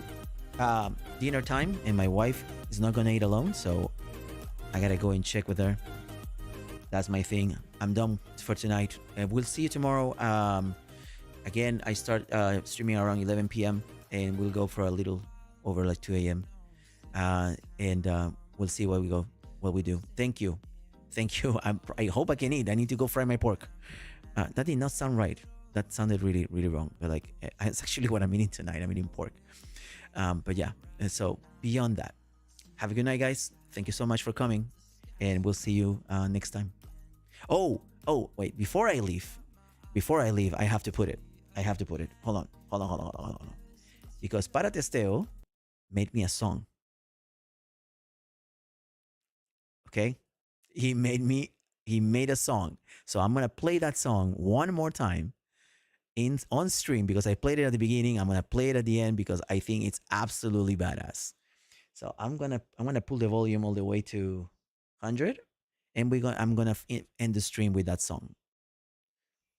Okay? So enjoy it. This is a song that Partesteo created for my stream, and I'm putting it on because I think I can use that as an intro, as an outro. So enjoy it. Captains that are in the starry fight. Yeah, all right, brother. Cruising Thank you. galaxies under neon light. Meeting salvagers in cosmic flight. Streaming stardust all through the night. With steely eyes and a heart so bold, harvesting treasures from the cosmic cold. Every stellar story he's ever told keeps the Federation's dreams pure gold. Zion flies where no one's been, through asteroid fields and unseen scenes, in a universe vast in a space so keen. He's the Night Owl King on the cosmic screen.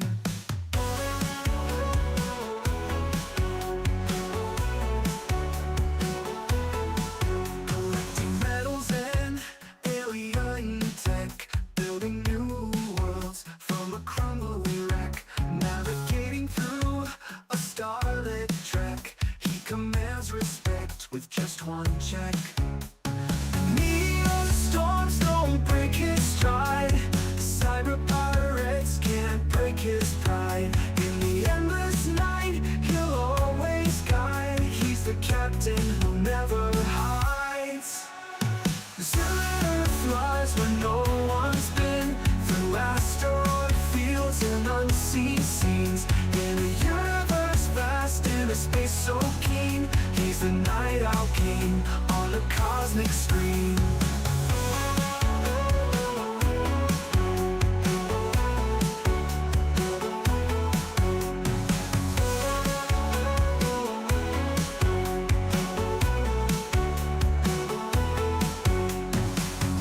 Storms don't break his stride, cyber pirates can't break his pride. In the endless night, he'll always guide. He's the captain who never hides. Zillion flies where no one's been, through asteroid fields and unseen scenes, in a universe vast in a space so keen. He's the Night Owl King on the cosmic screen.